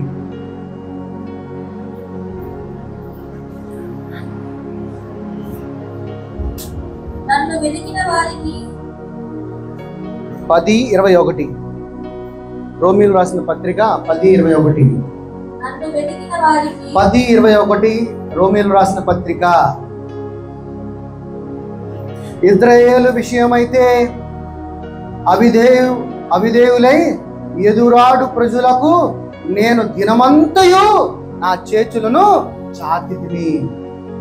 ఆయన ప్రతిరోజు అంట ఈ కష్టాలతో ఎదురవుతున్న వారందరికీ ఏం చేస్తాడంట? ఆయన చేతులు చాపి చూపిస్తూ ఉంటాడంట, నా దగ్గరికి వచ్చేయండి అని. కానీ చేతులు చాపుతున్నాడు. ఇప్పుడు మనమే ఉన్నాం, మన పిల్లల ముందు నాన్న రా అనగానే పో రాట్లే పో నేను అన్నాడు అనుకో. ఈరోజు మనం సంఘం కూడా అలాగే చేస్తుంది. ఆయనలోకి ఆయన పిలిచినప్పుడు వెళ్ళడానికి ఆయనకి నీకు మధ్యలో ఒక బ్రిడ్జ్ ఉంది. ఏముంది? బ్రిడ్జ్ ఉంది. లూసిఫరు ఇలాగే ఈ సృష్టి జరగక మునుపే, సృష్టి జరిగిన తర్వాత లూసిఫర్ అన్నవాడు తోసివేయబడ్డాడా? సృష్టి జరగక మునిపే తోసివేయబడ్డాడా? చెప్పాలి. జరగక మునిపే. అప్పటికి ఇవేమీ లేవు.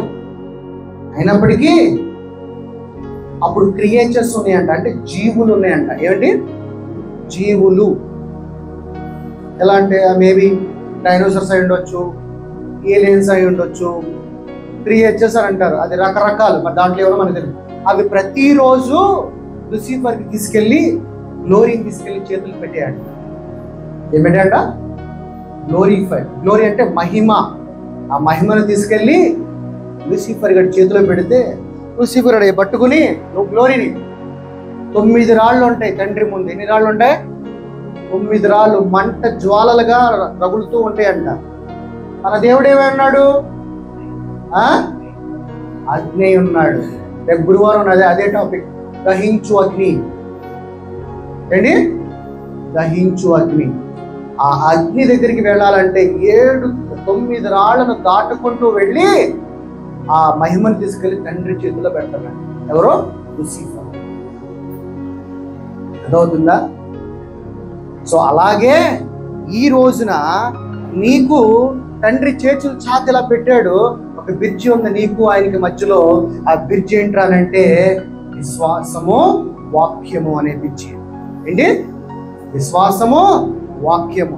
ఈ విశ్వాసముతో ఈ వాక్యాన్ని నీ హృదయంలో భద్రపరుచుకుంటే నీవు ఆయన చేతులు చాచిన ఆ మధ్యలోకి, ఆయన కౌగిట్లోకి వెళ్ళిపోతావు. ఈ వాక్యము విశ్వాసంతో. ఒకవేళ నీలో వాక్యము లేకుండా, నీలో విశ్వాసము లేకుండా ఆయన చేతులు చాచి ఉన్నట్లయినా గాని ఎటువంటి ఉపయోగము నీకు లేదు. ఎందుకంటే నువ్వు ఆయన దగ్గరికి వెళ్ళలేవు. వెళ్ళాలంటే ఈ 2 కంపల్సరీ. వెళ్ళాలంటే 2 కంపల్సరీ. వెళ్ళితే ఆయన కుమారుడిగా నువ్వు దీవించబడతావు, ఆశీర్వదింపబడతావు. నువ్వు అక్కడే ఉండి నువ్వు చూస్తూ ఉన్నట్లయితే నీ తండ్రిగా ఆయన కూడా ఇక్కడే ఉండి చూస్తూ ఉంటాడు. కానీ మీ ఇద్దరి మధ్యలో ఉన్న ఆ గ్యాప్ను కూడవాలంటే ఈ జీవ గ్రంథము ఒక బ్రిడ్జిలాగా పనిచేయాలి. దాన్ని నమ్మేంత విశ్వాసము నీలో, నీ హృదయంలో ఉండాలి.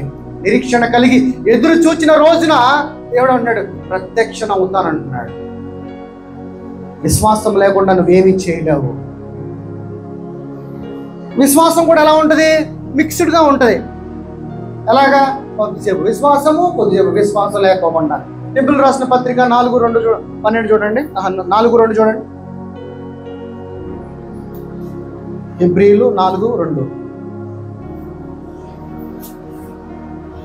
విశ్వాసము వారికి ప్రకటింపబడినట్లు మనకు కూడా సువార్తను ప్రకటింపబడెను.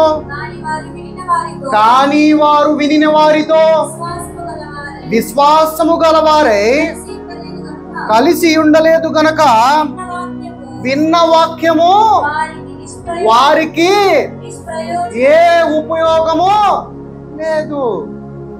ఎలా వినాలంట వాక్యాన్ని? ఎలా వినాలి? విశ్వాసముతో. చేతులు తాచి ఉన్న తండ్రి దగ్గరికి నువ్వు వాక్యముతో, విశ్వాసముతో బ్రిడ్జి కడితే అప్పుడు ఆ వాక్యము ద్వారా నువ్వు తండ్రి చెంతకు వెళతావు. కాబట్టి ఆ రోజున ఆ వాక్యము నీకు ఉపయోగపడినట్లు. నువ్వు అక్కడనే ఉండి చూస్తూ ఇంకా నా తండ్రి ఎప్పుడు వస్తాడా అని ఎదురు చూస్తూ ఉన్నట్లయితే నీలో ఉన్న వాక్యము నిష్ప్రయోజనము. సరే, వాక్యం ఎలా మాట్లాడుతుందో ఇంతగా ఎవరు మాట్లాడతారు? మనుషులు. ఎవడైనా కౌన్సిలర్ దగ్గరికి వెళ్ళండి, కౌన్సిలింగ్ చేసేవాడి దగ్గరికి గంటకి నా ఫీజు 10,000 అంటాడు. ఇంకా కాస్ట్లీగా అయితే గంటకి ₹1,00,000 అంటాడు. ఏంట్రానంటే నీకు వాడు నీ పరిస్థితిని బట్టి నేను సరిగేస్తాడు. అర్థమవుతుందా? కానీ ఇది ఫ్రీ ఆఫ్ కాస్ట్. ఇది ఫ్రీ ఆఫ్ కాస్ట్. నిన్ను ప్రతిరోజు కౌన్సిల్ చేస్తానే ఉంటాడు. భార్యాభర్తల మధ్య కౌన్సిల్ చేస్తాడు, తల్లిదండ్రుల మధ్య కౌన్సిల్ చేస్తాడు, పిల్లల మధ్య కౌన్సిల్ చేస్తాడు, రాష్ట్రాల మధ్య కౌన్సిలింగ్ చేస్తాడు, దేశాల మధ్య కౌన్సిలింగ్ చేస్తాడు. నిన్న ఎవరు యుద్ధాన్ని ఆపడానికి ముందుకు వచ్చింది తెలుసా మీకు? చూస్తున్నారా న్యూస్? ఏమన్నా చూడట్లా. మనకి లోక సంబంధంతో సంబంధమే లేదు. పాకిస్తాన్ ఇండియా గొడవ అవుతుంది కదా, వార్ అవుతుంది కదా. ఎవరు ఆపారు? తెలీదు. ఆపింది ఎవరు? అగ్రరాజ్య నాయకుడు డొనాల్డ్ ట్రంప్ మాట్లాడాడంట. ఎవడు డొనాల్డ్ ట్రంప్? అమెరికా వాడు కాదు, దేవుని కుమారుడు. లోక సంబంధానికి వాడు అధ్యక్షుడై ఉండొచ్చు, ఇంకోటి ఏదన్నా ఉండొచ్చు. ఆత్మానుసారముగా దేవుని కుమారుడు. దేవుడు ఏం చెప్తున్నాడు? నిన్ను వలే నీ పొరుగు వారిని ప్రేమించు అన్నాడు. అందుకనే ఈ రెండు దేశాల మధ్య సఖ్యత కొరకు తాను వచ్చి మాట్లాడి సమాధానపరిచాడు. అర్థమవుతుందా? రైట్. 3:14 హెబ్రీ.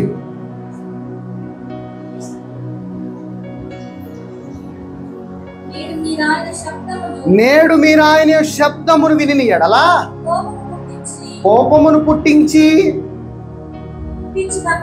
పుట్టించినప్పటి వలె మీ హృదయములను కఠినపరచుకొనకుడని ఆయన మనందరికీ చెప్పెను కనుక పాపము వలన కలుగు భ్రమలో మనం చాలా మంది సహజంగా అయ్యో ఇప్పుడే కదా పాపం చేశారు అనుకుంటా ఉంటారు. ఒక భ్రమలో జీవిస్తూ ఉంటారు. ఎలాగా? అందరం కూడా ఉండవా? ఇప్పుడే పాపం చేశాను నేను అనుకుంటున్నాం. అప్పుడు వాక్యం మీరు సరిగ్గా అర్థం చేసుకున్నట్ట చెప్పండి. సరిగ్గా అర్థం చేసుకోకపోవడమే. నువ్వు బ్రతికుంటే కదా పాపం చేయటానికి. బాప్తిసం తీసుకున్నప్పుడు నువ్వేమై ఉన్నావు అంటున్నాడు? చెప్పండి, ఏమై ఉన్నావు అంటున్నాడు? మృతి చెందేమన్నాడు. మృతి చెందినడు పాపం ఎలా చేస్తాడు? నీ లెక్కలో నువ్వు బతుకున్నట్టుగా అనుకుంటున్నావు. అదే భ్రమ. ఏంటి? అదే భ్రమ. దేవుని లెక్కలో నీవు మృతుడివైతివి. మృతుడివైన నీవు పాపం ఎలా చేస్తావు? పాపము చేయలేవు. నువ్వు అనుకుంటున్నావు నేను నా శరీరానుసారంగా జీవిస్తున్నావని. కానీ దేవుడు అన్నాడు నీ శరీరంతో కాదు, నీవు జీవిస్తున్నది నా ఆత్మగా. నా ఆత్మతో నేను పాపము చేయనివను, పాపము చేసేవాడిని నా ఆత్మతో ముట్టనివ్వను అంటున్నాడు. దుష్టుడిని నీ ఆత్మను కూడా ముట్టనివ్వంటాడు. అందుకే ఇక్కడ ఏమంటున్నాడు? పాపము వలన కలుగు భ్రమచేత మీలో ఎవడునో కఠినపరచబడకుండానట్లు నేడు అనబడు సమయం ఉండగానే ప్రతి విధమును ఎలాగా? నాకు తెలిసిన సత్యముతో నీకు బుద్ధి చెప్పి నువ్వు పాపవి కాదు, నీ లోక రక్షకుడు నీ పాపమును తీసివేశాడు. నీవు దేవుని ఆత్మగా ఉన్నావు కాబట్టి ఇక మీదట నువ్వు పాపము చేయకు, పాపము చేయలేవు. ఏమంటున్నాడు? నువ్వే పాపం చేశావని నిన్ను నువ్వే కఠినపరుచుకోకము అంటున్నాడు. నిన్ను నువ్వే నిందించుకోమాకు అంటున్నాడు. నిన్ను నువ్వే పనిష్ చేసుకోమాకు అంటున్నాడు. అందుకనే సత్యము చీకట్లో ఉంటే సత్యములో ఉన్నవాడు చీకట్లో ఉన్నవాడిని సత్యములో తేవాలి. సత్యములోకి వచ్చిన వాడిని ఒకరినొకరు బుద్ధి చెప్పుకుంటూ దేవుని యొక్క కాపుదల అనే వెలుగులో జీవించాలి. అది దేవుని యొక్క వాక్యము నేర్పిస్తుంది. చీకటిలో ఉన్న నిన్ను వెలుగులోకి నడిపిస్తాడు, ఒకరిని బుద్ధి చెప్పుకుంటూ. ఇదే వాక్యము నీలో ఉండి ఉన్నట్లయితే ఎలాగ ఉంటావు అది కూడా చూద్దాం. 2 కొరింథీయులు 9:8 పడపడపడ 2 కొరింథీ 9:8.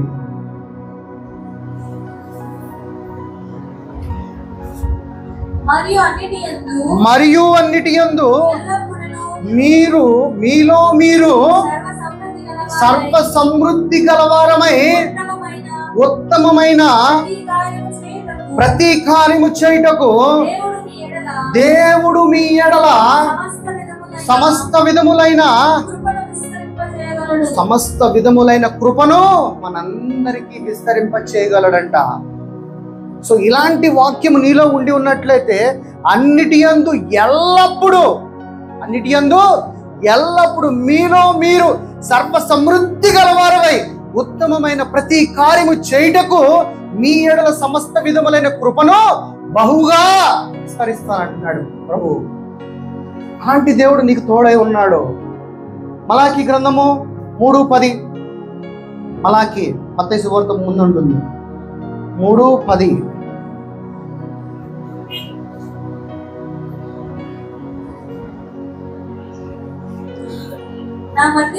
నా మందిరములో ఆహారం ఉండునట్లు. ఏ ఆహారం ఉంటుంది? దేవుని మందిరంలో ఏ ఆహారం దొరికిద్ది? జీవ ఆహారము దొరుకుతుంది. తర్వాత 10వ భాగమంతయు మీరు నా మందిరము నిధిలోనికి తీసుకుని రండి. ఈ జీవాహారము మీరు తినాలంటే మీ శరీరానుసారమైన 10వ వంతుని ఎక్కడ తేవాలంట? మందిరానికి తేవాలి. మోజెస్సయ్య గారి పాకెట్లో కాదు, మందిరానికి తేవాలి. తర్వాత దీనిని చేసి మీరు నన్ను అడిగిన ఎడల నేను మీరు గనక దశమ భాగాన్ని ఈ మందిరములోకి మీరు తీసుకొచ్చిన ఎడల ఆయన ఏం చేస్తాడంట? చదవమా. నేను ఆకాశపు వాకిట్లను విప్పి పట్టజాలనంత విస్తారముగా దీవెనను బ్లెస్సింగ్స్ ని కుమ్మరించెదను. తర్వాత సైన్యములకు అధిపతి యెహోవా సెలవిచ్చుచున్నాడు. తర్వాత మీ పంటను తినిపోయే పురుగులను నీ కష్టార్జితమును ఏదైతే తినేస్తుందో ఆ చీకటిని గద్దిస్తాను అంటాడు. తర్వాత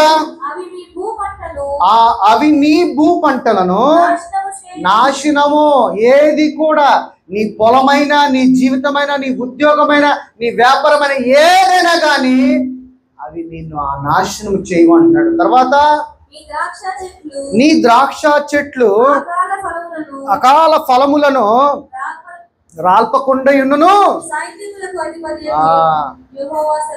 నీ జీవితంలో నీకు వచ్చే ఫ్రూట్స్ ఏమన్నా యేసుప్రభు ఏం చెప్పాడు?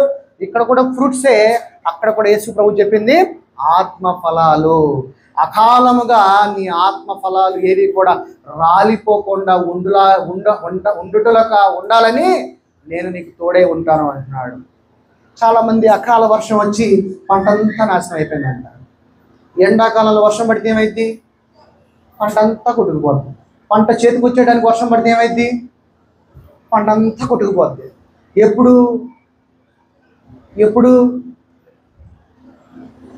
ఆయన ఆజ్ఞని నువ్వు అనుసరించకపోతే. అంతేగాని నేను దశమ భాగం ఇవ్వకపోతే వాళ్ళ నాశనం అయిపోతా నేను చెప్పను. ఓకేనా? దశమ భాగం ఇస్తే మంచిది, అది దేవుడికి ఇచ్చినట్లుగా. ఓకే, దేవుడికి ఇస్తే దేవుడు అంటున్నాడు ఆకాశము నుండి పట్టజాలనంతగా నిన్ను ఆశీర్వదిస్తాను అంటున్నాడు. అకాల వర్షాల ద్వారా నిన్ను ఏది కూడా నాశనం చేయదు అంటున్నాడు. నిన్ను నీ పంటను విస్తారముగా ఆశీర్వదిస్తాను అంటున్నాడు. అది పంట అయినా, నీ ఉద్యోగమైనా, నీ యొక్క భవిష్యత్తు అయినా, ఏదైనా కానీ.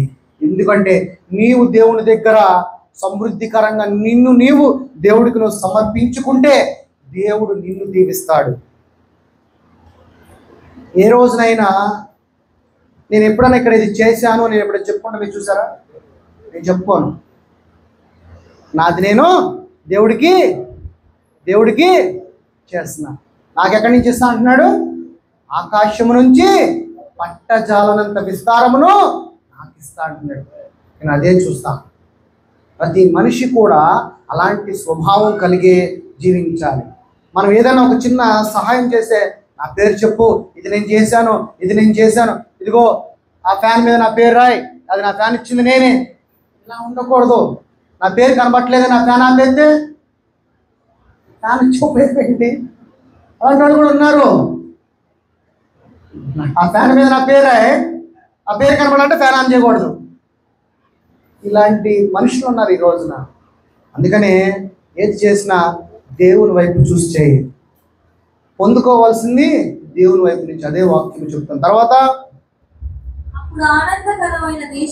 అప్పుడు ఆనందకరమైన దేశములో మీరు నివసింతురు. తర్వాత అన్యజనులు అందరూ మిమ్మును ధన్యులందురని. ఎవడైతే ఈ లోకంలో ఉన్నవాడు, అన్యుడు ఎవడైతే ఉన్నాడో నిన్ను చూసి అరే ఎలా సాధ్యం, ఇంత సమృద్ధిగా నువ్వు జీవిస్తున్నావు, ఏంటి మీకు ఎక్కడి నుంచి వస్తుంది ఇదంతా అని బడా అని చెప్పి నేను ధన్యుడిగా దీవిస్తాడంట. ఎందుకనంటే అప్పుడు నువ్వేం చెప్తావు అంటే నా తండ్రి నాకు పట్టజాలనంత విస్తారమైన ఇస్తా అన్నాడు. అందుకని యేసుప్రభు క్రొత్త నిబంధనలో ఏమన్నాడు? అడుగు వాటికంటే, ఊహించు వాటికంటే అత్యధికంగా ఇస్తానన్నాడు. మనం దేవుడికి ఏది ఇవ్వకోకుండా, దేవుని వాక్యమును మన హృదయంలో పెట్టుకోకుండా, వేషధారులు వలె పారంపర్య చర్యను, సగమేమో లోకము, సగమేమో సంఘము, ఎక్కడ ఆశీర్వాదం వస్తుంది? ఆశీర్వాదం రావాలంటే వాక్యము నీలో ఉండాలి, అలాగే వాక్యము నేర్పించిన ఆజ్ఞను నేను అనుసరించాలి. నేర్పించిన వాక్యమైన ఆజ్ఞ నినువలే నీ పొరుగు వారిని ప్రేమించాలి. అలాంటి యొక్క స్వభావం కలిగి నువ్వు జీవించి దేవుడికి నువ్వు ప్రథమ ఫలముగా ఇచ్చిన రోజున దేవుడు ఏమంటాడంటే, నేను పట్టజాలనంత విస్తారముగా ఆశీర్వదిస్తాను. నీ పంట అకాల వర్షంలో కూడా నాశనం అవ్వదు, నీ పంట విస్తారముగా పండేలాగున నేను దీవిస్తాను అంటాడు. ఇది వాక్యము. ఈ విధంగా వాక్యాన్ని మీరు అర్థం చేసుకుంటే అసలు ఈ సంఘంలో ఎవడో కూడా పేదవాడినోడు ఉండడు. అదవుతుందా? ఈ సంఘంలో ఎవరు అనారోగ్యంతో ఉండరు. వాక్యము సమృద్ధి అంటున్నాడు, వాక్యము ఆరోగ్యము అంటున్నాడు. సామెతల గ్రంథము 3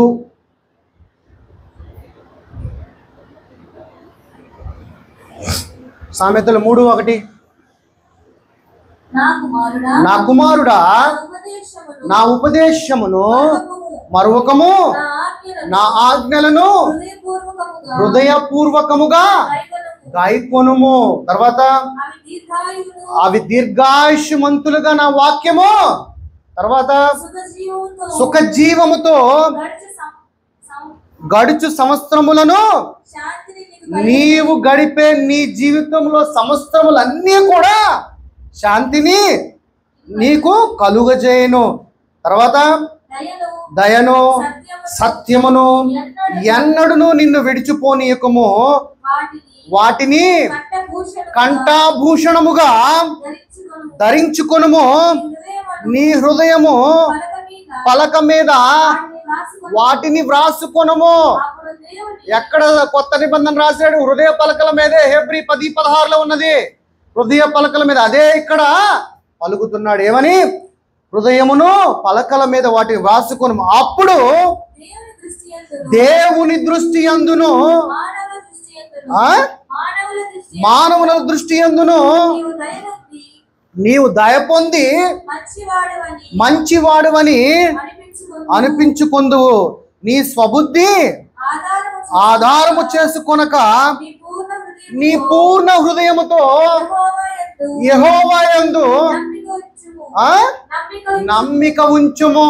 తర్వాత నీ ప్రవర్తన అంతటి యందు ఆయన అధికారమును ఒప్పుకొనుము.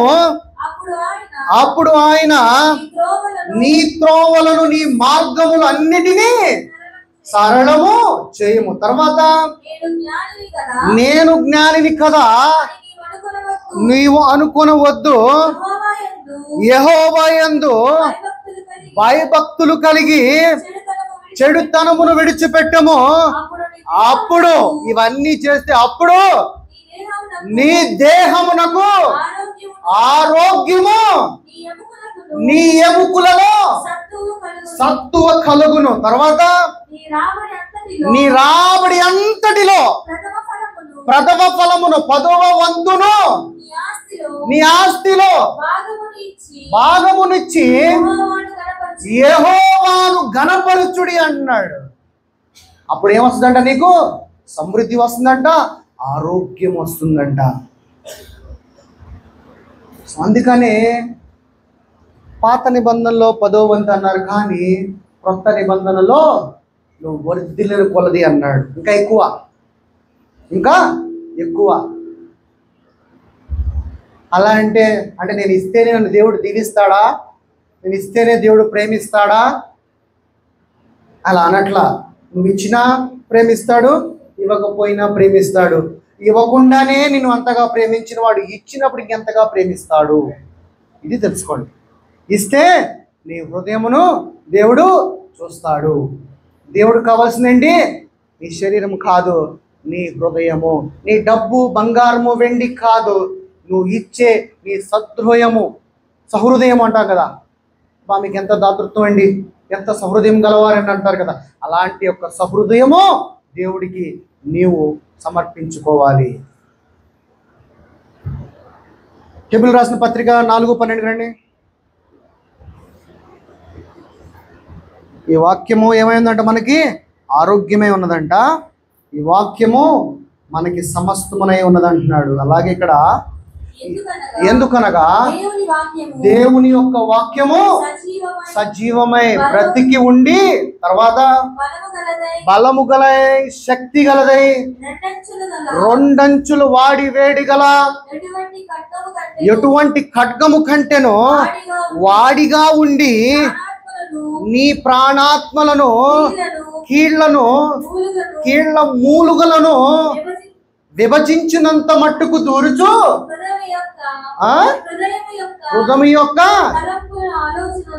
హృదయం యొక్క తలంపులను ఆలోచనలను శోధించుచున్నది. నీ కాళ్ళ రక్తం ఎక్కడ పుట్టింది? ఎక్కడ పుట్టింది రక్తం? ఇంతకుముందు కూడా మనం మాట్లాడుకున్నాం ఈ సబ్జెక్ట్. ఎందులో పుట్టింది? మన మూలుగుల్లో ఉంటాయి కదా. ఈ మటన్ కొట్టేవాడి దగ్గర ఒక మూలిగే అంటావా లేదా? లాగుతాం కదా, ఏంటిది అది? మూలుగా. అక్కడ పుట్టిద్దంట ప్రాణము. ఎక్కడ పుట్టిద్ది? అక్కడ పుట్టిద్దంట. దేవుని యొక్క వాక్యము అది ఎక్కడైతే ఆ యొక్క మూలుగా విభజించినంత మట్టుకు వరకు కూడా దూరి నీకు క్రొత్త రక్తమును పుట్టించి నీకు ఆరోగ్యాన్ని కల్పిస్తాడంట. ఎందుకంటే ఆరోగ్యముగా నువ్వు జీవించాలంటే నీకేం కావాలి? మంచి రక్తము కావాలి. ఎందుకంటే గుండె, కిడ్నీసు, లివరు వీటికన్నా గొప్పది ఏంటంటే రక్తమే. రక్తం ఉంటే అవి బతుకుతాయి. కోడి ముందా గుడ్డి ముందంటే ఏమంటారు? అట్లాగే నీలో ఉన్న ఆర్గాన్స్ ముందు రక్తం ముందంటే రక్తమే. రక్తం లేకపోతే అవి ఉండవు కదా. రక్తం లేకుండా అవి ఉంటే ఉపయోగం ఏంటి? రక్తము పరిశుద్ధంగా ఉంటేనే. రక్తంలో ఏ మార్పు జరిగినా నీలోకి షుగర్ అనే దురాత్మ ప్రవేశించేస్తాడు. వాడు ఒక్కసారి నీలోకి ప్రవేశించాడు అనుకో, వాడి అన్నదమ్ములు ఉంటారు. ఒకడు బీపీ అని, ఇంకోడు థైరాయిడ్ అని. ఈ రక్తము నీలో ప్రవహించాలంటే నీ రక్తము పలుచుగా ఉండాలి. అందుకే డాక్టర్స్ ఏమంటారు? ఫైబర్ని ఎక్కువ తినండి అంటారు. ఫైబర్ ఏంటి? మెత్తగా అరిగిపోదు, ముక్కలుగా ఉంటుంది. అది ఎప్పుడైతే నీ శరీరంలోకి నీ రక్తంలోకి కలిసినప్పుడు నీ రక్తాన్ని ఏం చేస్తుంది? విడగొట్టేస్తుంది, అంటే పల్చగా చేస్తుంది. కానీ దేవుడు ఏమంటాడంటే నా వాక్యము నువ్వు కనుక రోజు భుజిస్తే నీ మూలుగులోకి వెళ్ళి నేను కొత్త రక్తమును పుట్టిస్తాను అంటున్నాడు. కొత్త రక్తం పుట్టిస్తే ఏమవుతావు?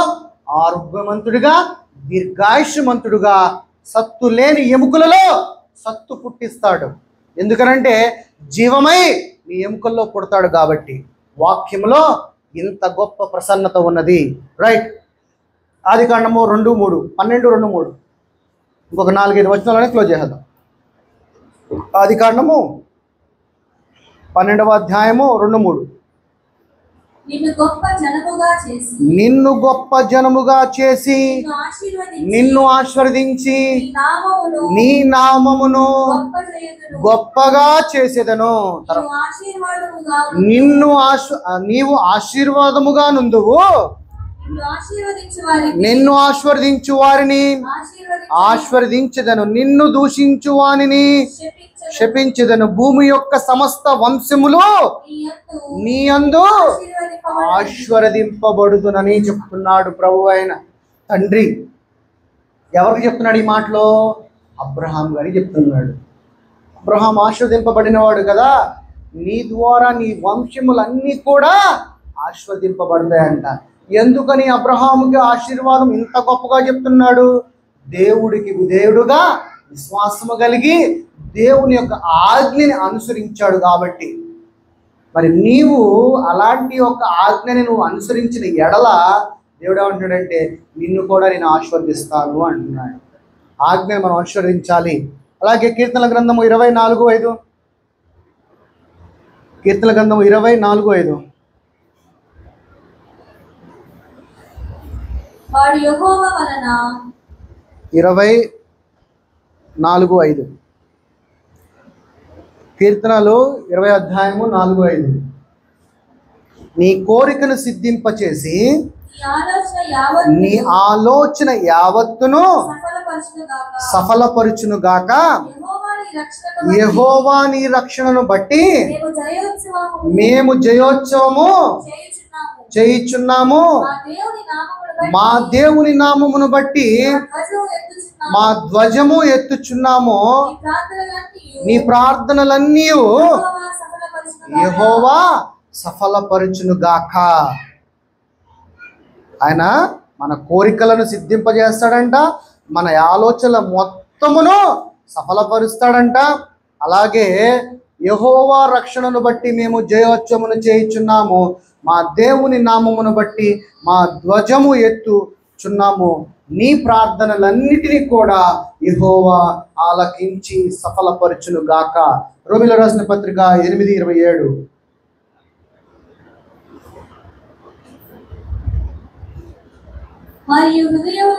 వారి హృదయములను పరిశోధించువాడు ఆత్మ యొక్క మనసు ఏదో ఎరుగును. ఎలయనగా ఆయన దేవుని చిత్త ప్రకారము పరిశుద్ధుల కొరకు విజ్ఞాపనము చేయుచున్నాడు. తర్వాత దేవుని ప్రేమించు వారికి అనగా ఆయన సంకల్పము చొప్పున పిలువబడిన వారికి మేలు కలుగుటకై సమస్తమును సమకూడు జరుగుచున్నవని ఎరుగుదము. మన ఆత్మని పరిశోధించేవాడు, మన మనస్సు ఎట్లాంటిదో ఎరిగినవాడు. ఎలా అనగా ఆయన దేవుని చిత్త ప్రకారము పరిశుద్ధుల కొరకు ఆయన మన కొరకు విజ్ఞాపన ప్రార్థన చేస్తాడంట. తరువాత దేవుని ప్రేమించు వారికి అనగా ఆయన సంకల్పము చొప్పున పిలువబడిన వారికి మేలు కలుగుటకై సమస్తమును జరుగుచున్నవని ఎరుగుదము. ఎఫెసీయులకు రాసిన పత్రిక 2:10.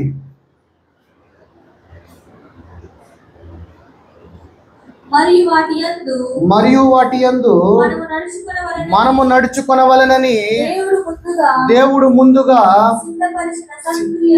సిద్ధపరిచిన సత్క్రియలు చేయుటకై మనము క్రీస్తు యేసునందు సృష్టింపబడిన వారమై ఆయన చేసిన పని అయి ఉన్నాము.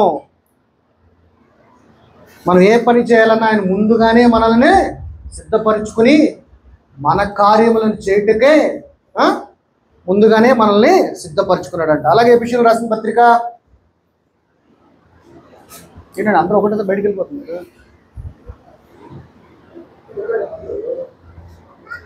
ఉన్నదే 10 మంది. ఓకే, లాస్ట్ ఇది.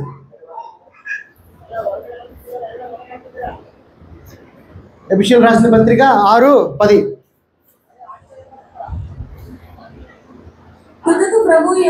తుదకు ప్రభువు యొక్క మహాశక్తిని బట్టి ఆయన యందు బలవంతులై యుండుడి.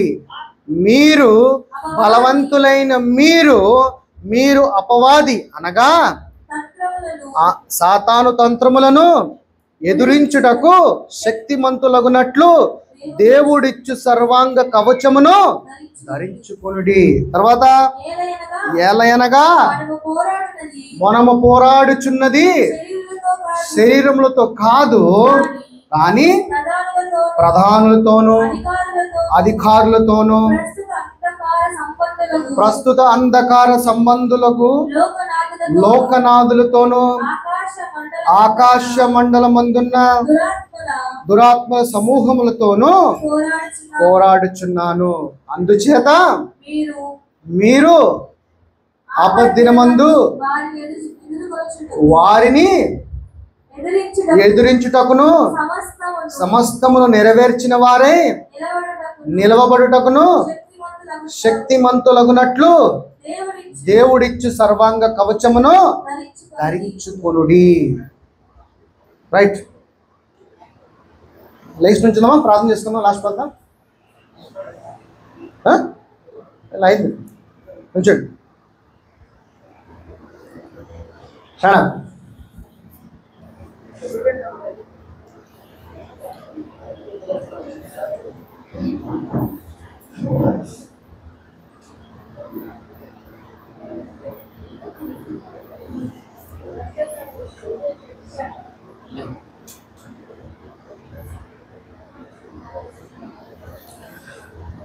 పరిశుద్ధుడా పరిశుద్ధుడా పరిశుద్ధుడా పరలోకమందున్న మా తండ్రి నాయన మీ వందనములు ప్రభువా. తండ్రి ఈ చిత్త ప్రకారంగా ప్రభువా తండ్రి ఇప్పుడు వచ్చిన ఈ బిడ్డలను బట్టి నీకు వందనాలు స్తుతులు స్తోత్రములు చెల్లిస్తున్నాను. ఆ తండ్రి నాయన ఇదిగో ప్రభువా ఎత్తిన వాక్యము తండ్రి 30 60 100 ఫలింపజేయలాగున నీ కృపను సహాయం దయచేయండి తండ్రి. ప్రతి బిడ్డకి నాయన వినే మనసును దయచేయండి ప్రభువా తండ్రి. ఈ వాక్యము వారి హృదయంలో లేకపోతే వారి యొక్క ఆశీర్వాదాలు వారు కోల్పోతారు తండ్రి. ఈ సత్యమును వారు తెలుసుకునేలాగున ఈ రోజు నుంచి అయినా కానీ తండ్రి ఈ జీవం కలిగిన వాక్యాన్ని సత్యాన్ని వారి హృదయంలో భద్రపరుచుకునేలాగున ఈ లోక మర్యాదకి లోకంలో ఉన్న వాటికి లోకంలో ఉన్న క్రియలకి దేనికి కూడా తలయొగ్గకుండా తండ్రి నాయన ప్రభువా వాక్యానికి ఆయన లోబడిలాగున దేవునికి భయభక్తులు కలిగి ఉండలాగున దేవునికి ఆయన నిజమైన బిడ్డలుగా సమర్పించుకునేలాగున వేషధారుల వలె క్రైస్తవులుగా ఉండకుండా ప్రభువా తండ్రి నిజమైన నీ బిడ్డలుగా జీవించలాంటి ఒక కృపని ఈ వాక్యము ద్వారా వారికి దయచేయమని అడుగుచు ప్రభువా తండ్రి. అలాగే ప్రభువా వచ్చిన వారిని దీవించండి ఆస్వాదించండి. అలాగే ఎవరైతే ఇంకా ఇక్కడికి ఈ సంఘానికి రావాలని అనుకుని రాలేకపోయారో వారిని నీ కృప ద్వారా మరుగుపరచండి ప్రభువా. నిశ్చితమైతే నాయన తండ్రి ఆయన వచ్చే వారము నాయన జరగబోయే కూడిక నాయన తండ్రి నాయన గురువారం ప్రయాసపడుతున్నాము భారము మోస్తున్నాం ప్రభువా. చిత్తము నీదే యుద్ధము నీదే నాయన. ఒక మంచి అద్భుతమైన ఒక పండగలాగా ఒక మంచి అద్భుత కార్యములు యూత్ ఫెస్టివల్ జరుగులాగా కృపను సహాయం దయచేయండి నాయన. ఎవరైతే ప్రభువా ఇక్కడ జరుగు కార్యక్రమాన్ని విశ్వసించి ఒక విడుదల దొరుకుతుందని నమ్ముతున్నారు వారందరినీ తోడుకొని ఇక్కడ తీసుకురండి ప్రభువా. ఇక్కడ కూడి వచ్చిన బిడ్డలందరినీ ఆస్వాదించి బలపరిచి వారి కుటుంబాలకి నీ కృపని బలంగా సహాయము దయచేయమని అడుగుచు ప్రభువా. వారి జీవితంలో వారు అనుకున్నది వారి హృదయంలో ఏదైతే తలుస్తున్నారో వాటన్నిటిని కూడా వారు పొందుకునేలా వారి కృపని సహాయం దయచేయమని అడుగుచు ప్రభువా. నేను ఈ బిడ్డలను మీ చేతులకు సమర్పించి ఈ వాక్యములు మీ చేతులకు సమర్పించి నదుడైన యేసు క్రీస్తు నామములో ప్రార్థన అంతటిని అడిగి వేడుకుంటున్నాము తండ్రి. ఆమేన్.